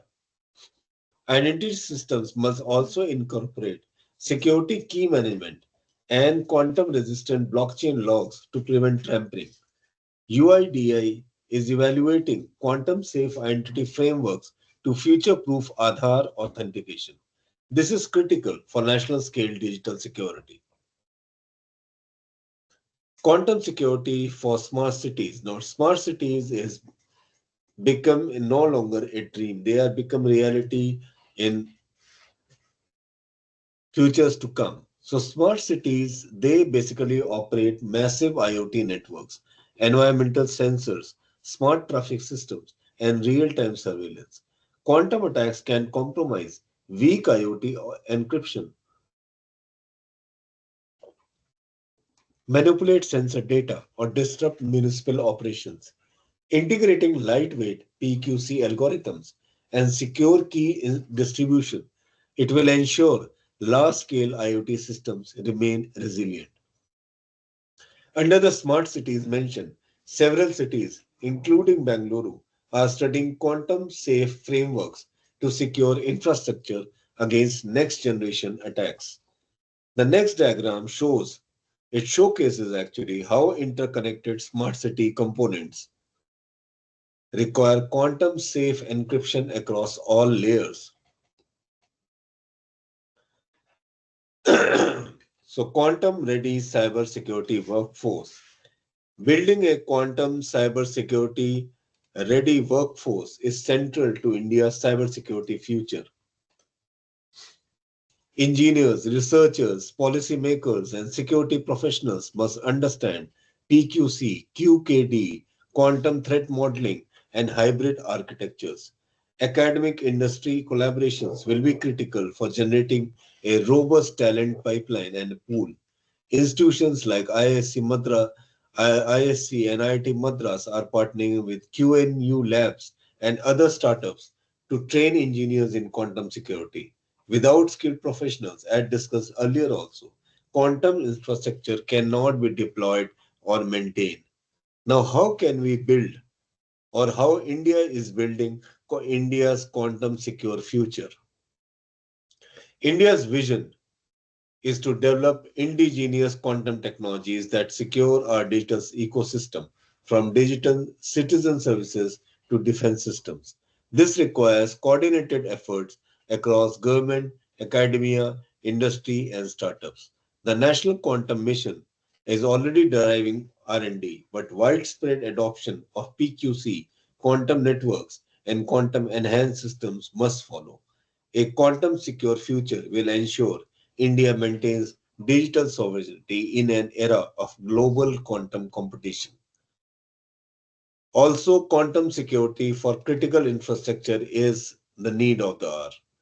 Critical sectors like power grids, transportation systems, oil and gas pipelines, telecom networks depend on secure cyber physical systems. These systems are high value targets for nation state adversaries. Quantum attacks could disrupt SCADA systems, alter control signals, or compromise industrial equipment. Power Grid Corporation is exploring PQC to secure the national energy infrastructure. Strengthening these systems ensure that India's critical services remain stable even under advanced cyber threats. Same goes for another important sector, which is the banking and the fintech sector. The banking and the fintech sector in India must rapidly prepare for quantum threats, digital payments, UPI, NEFT, net banking, mobile banking, apps depend on classical cryptography. Quantum attackers could force signatures, decrypt financial data, or manipulate transactions. RBI has encouraged banks to evaluate PQC adoption, a long-term transition plan starting with secure key management, quantum safe digital signatures, and PQC enabled transaction channels is essential to protect India's financial ecosystem. The next diagram will show how quantum safe encryption, PQC based signatures, and secure key exchanges strengthen financial transaction flows across banking and fintech systems. Next, a very important topic is quantum secure cloud computing. Cloud platforms, as we all are aware, they host vast amounts of government, corporate, health, financial, and citizen data. The threat quantum computing brings is twofold: breaking encrypted cloud databases and compromising data in transit. Quantum secure cloud models integrate post quantum encryption, quantum random numbers, and hybrid key management. They also ensure encrypted backups and inter-cloud communication channels to remain future-proof. NIC's Make Raj Cloud initiative is already assessing PQC integration to protect long-term government data. As India transitions to a cloud-first model, quantum secure cloud infrastructure becomes essential for national cyber resilience. Another one, a very important network is the defense network. Defense networks, they rely on secure communications for mission critical coordination.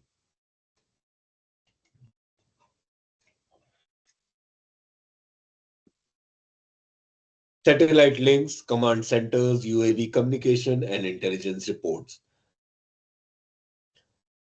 Quantum cryptography, especially QKD, ensures that any interception is instantly detected. This gives defense agencies a major strategic advantage. DRDO has successfully conducted QKD field trials between defense facilities, demonstrating the feasibility of quantum secure defense communication.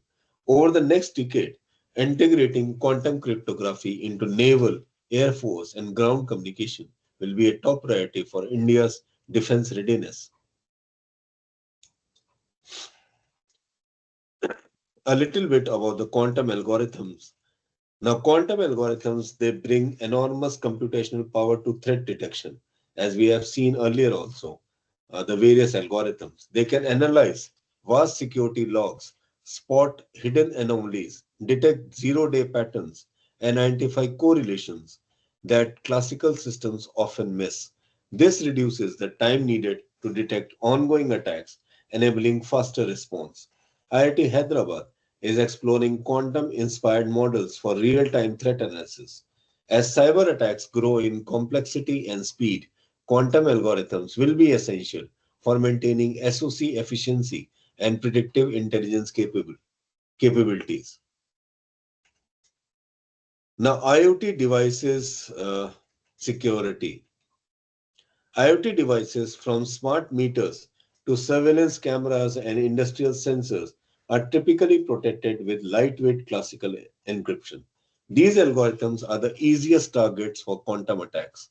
A quantum-safe IoT ecosystems requires lightweight PQC models, secure boot processes, and quantum-resistant key distribution methods. CDAC is developing secure IoT architectures with PQC models designed for constrained devices. As India expands into smart cities, smart healthcare, and Industry 4.0, securing billions of IoT devices is crucial to national cyber safety. In the next diagram, we will see the IoT communication flow and highlights where quantum safe algorithms must be integrated to prevent large-scale IoT compromise. A very important concept is safe VPN and secure tunnels.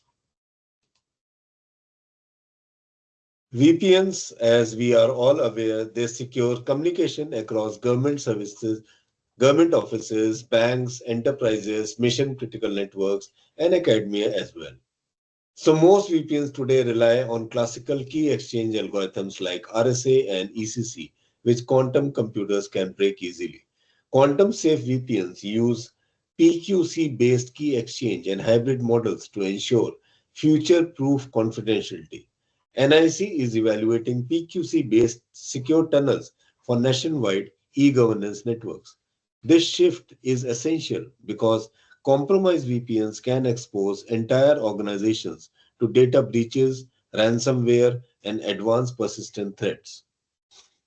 Next is quantum security for medical and health data.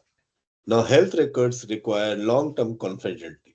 Patient histories, diagnostic imaging, genomic data, and telemedicine sessions are one few of them. Quantum attacks could decrypt stored EMR data years after it is collected. Hospitals also rely on connected medical devices that could be tampered with. AIMS and other major institutions are evaluating PQC to secure health data infrastructure after recent cyber incidents. Implementing quantum safe encryption across health information system ensures that the patient's safety, privacy, and clinical workflows they remain intact.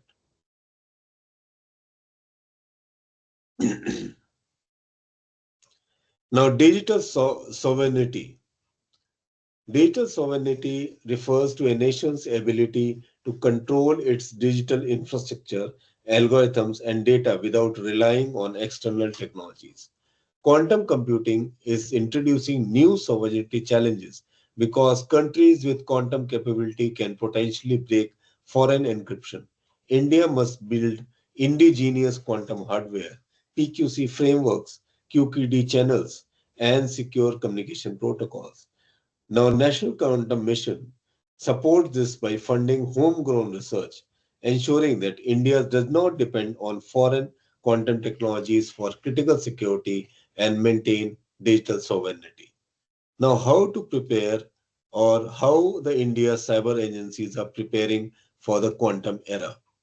India's cyber agencies, CERT-In, NCIIPC, NIC, and various defense cyber units must anticipate quantum threats and integrate quantum resilient frameworks. This means updating security policies, implementing PQC, deploying quantum secure communication channels, and training teams in quantum threat response. CERT-In and NCIIPC are already collaborating on guidelines for quantum safe adoption. National agencies must also address the harvest now, decrypt later risk by encrypting sensitive national data with PQC immediately.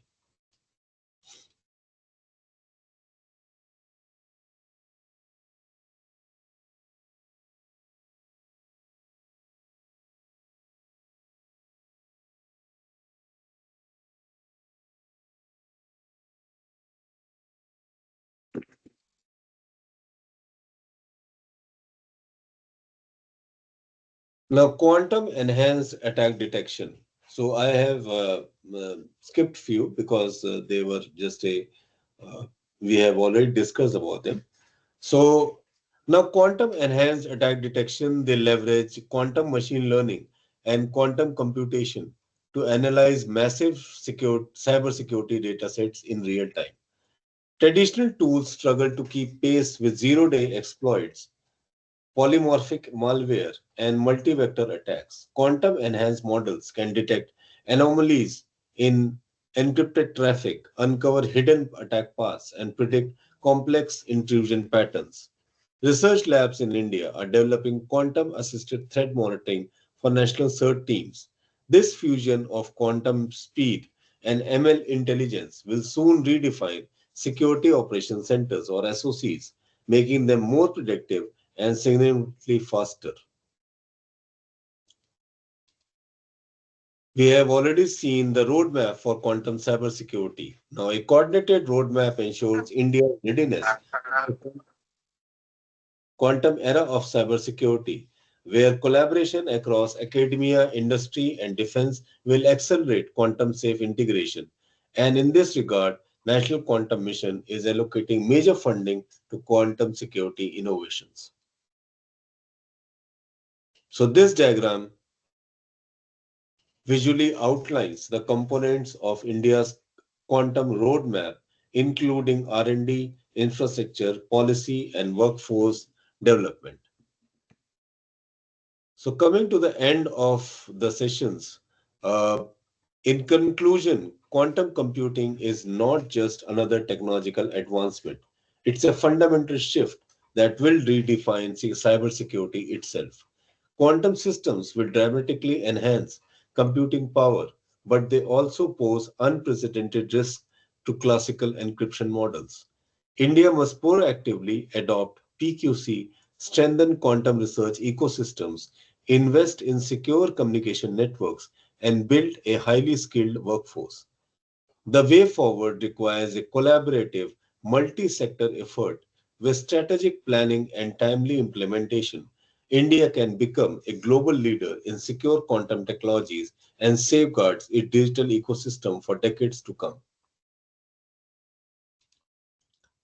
Now, thank you all for your attention and engagement throughout this session. I hope the insights shared today help you appreciate the urgency and the opportunity presented by quantum technologies. As quantum capabilities grow worldwide, the need for secure, scalable, and ethical cyber strategies becomes even more critical. I encourage you to reflect on how quantum safe cryptography and national quantum initiatives can be meaningful integrated into your own domains. Let us work together to ensure India leads with resilience in the quantum era. Thank you for your participation. Now we have explored how quantum computing intersects with cybersecurity, the risks it introduces, and the national level initiatives preparing India for this transition. I will now open the floor for questions, whether you want to dive deeper into quantum, PQC, or sector-specific challenges. I would be glad to discuss further. So any questions from the audience?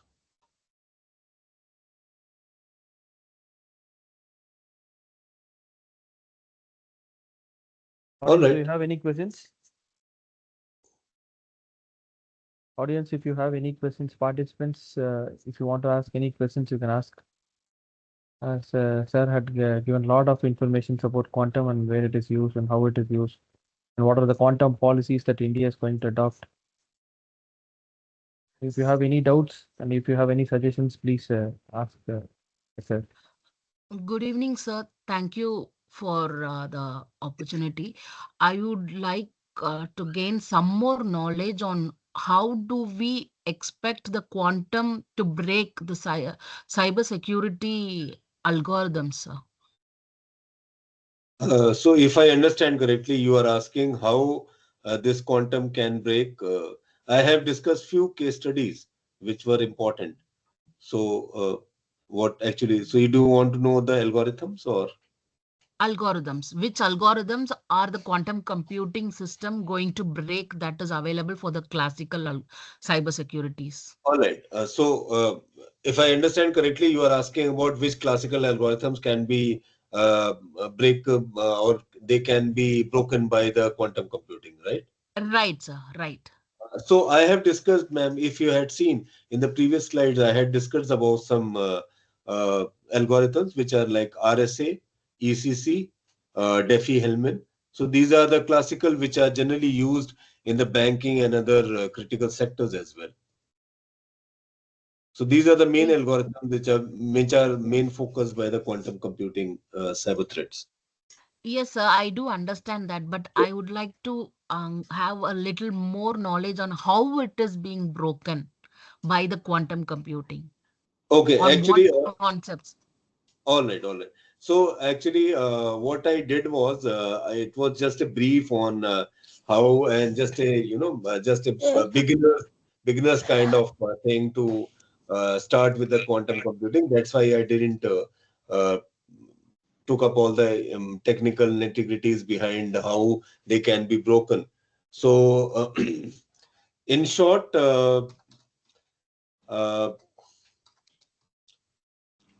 various techniques that quantum computing uses to break the classical algorithm.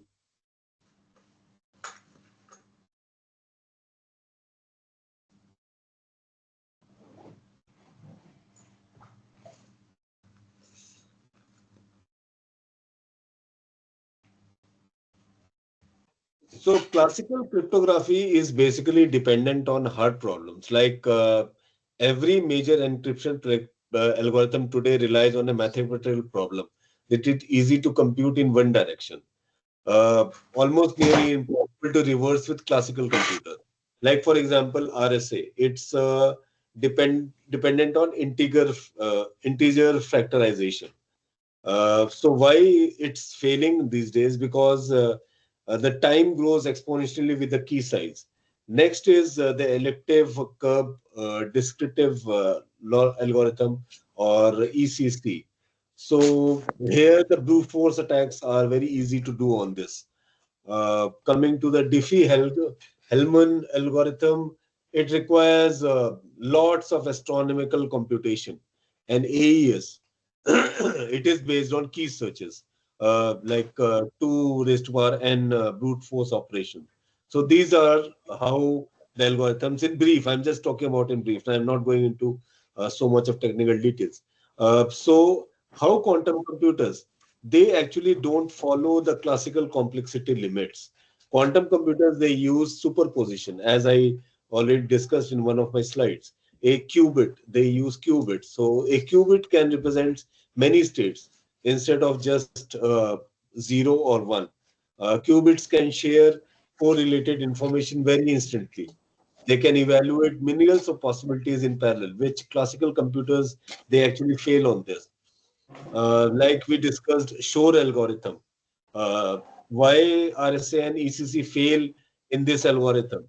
Uh, for RSA, if I say a 2048-bit RSA key that should take 10 to the power of maybe 13 or 14 years to break on classical hardware, quantum computers can break it in minutes or hours if they are scaled. For ECC, again, classical complexity is like the power of 7 or 128 operations. Quantum complexity, on the other hand, is 128 is the power of 3 polynomial operations. So this collapses the security of RSA, ECC, Diffie-Hellman, ECDSA, and so on. Same goes with Grover's algorithm. Now, Grover's algorithm gives a quadratic speedup for brute force attacks. Like, for example, AES 128. It behaves like AES 64 against quantum technologies. AES 256, they behave like AES 128. SHA hashing, the collision search is like so easy in front of Grover's algorithm. So symmetric algorithms are not completely broken, yes, but must use double key sizes to stay safe. That's what I want to say. Now, why classical algorithms they fail actually, ma'am?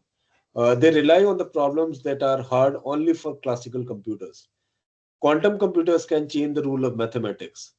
They can turn exponential time problems into polynomial time problems. And they exploit the parallel computation at a scale impossible for classical computers to use. Now, classical cryptography cannot compute with quantum capabilities because the mathematical assumption it is built, it actually collapses. So, coming back to your question is, which algorithms can be broken by quantum computing? By Shor algorithm, they can completely break RSA, all key sizes, ECC, all curves, ECDH, Diffie-Hellman, and DSA. By Grover, partially, they can break AES, DES, 3DES, SHA2, and SHA3. So these also remain usable with larger key sizes, but all must be migrated to quantum safe variants. Uh, Otherwise, they won't be able to survive as well. So here we can use PQC, as I already told in many slides and tried to explain, using lattice-based or hash-based or code-based signatures. They can resist classical attacks and quantum attacks. These can include, I have already discussed about this, crystals, Kyber, crystals, dilithium, Falcon, Sphinx, by Classic, Maclase, HQC, and so on. So these are so that's why they are easily broken. I hope I was of some help, ma'am. Yes, sir. Yes, sir. Thank you very much, sir. I got a All great right. insight. Thank you so much, ma'am. Thank you. Thank you, participants. I hope there's no more questions. Thank you so So, much, sir. Sir, do you want anyone? Do you have anything to tell, sir? just my contact information. I am on LinkedIn as well. So Okay. I'm Mohit Tiwari, and I currently serve as an assistant professor, as already said. So you may reach me at these email address or via LinkedIn. This is my LinkedIn address, and I'm always open to collaboration and knowledge exchange. Thank you once again. A final thank you for your time and presence today. Your interest in understanding quantum cybersecurity is a crucial step towards strengthening India's digital future, that is for sure. So I hope today's session has given you a clarity on quantum threats, national initiatives, and the path to secure quantum adoption. I look forward to hearing from you, connecting with you on LinkedIn, collaborating and contributing towards building a quantum resilient India. Have a wonderful day, and thank you so much once again. And thank you all the organizers and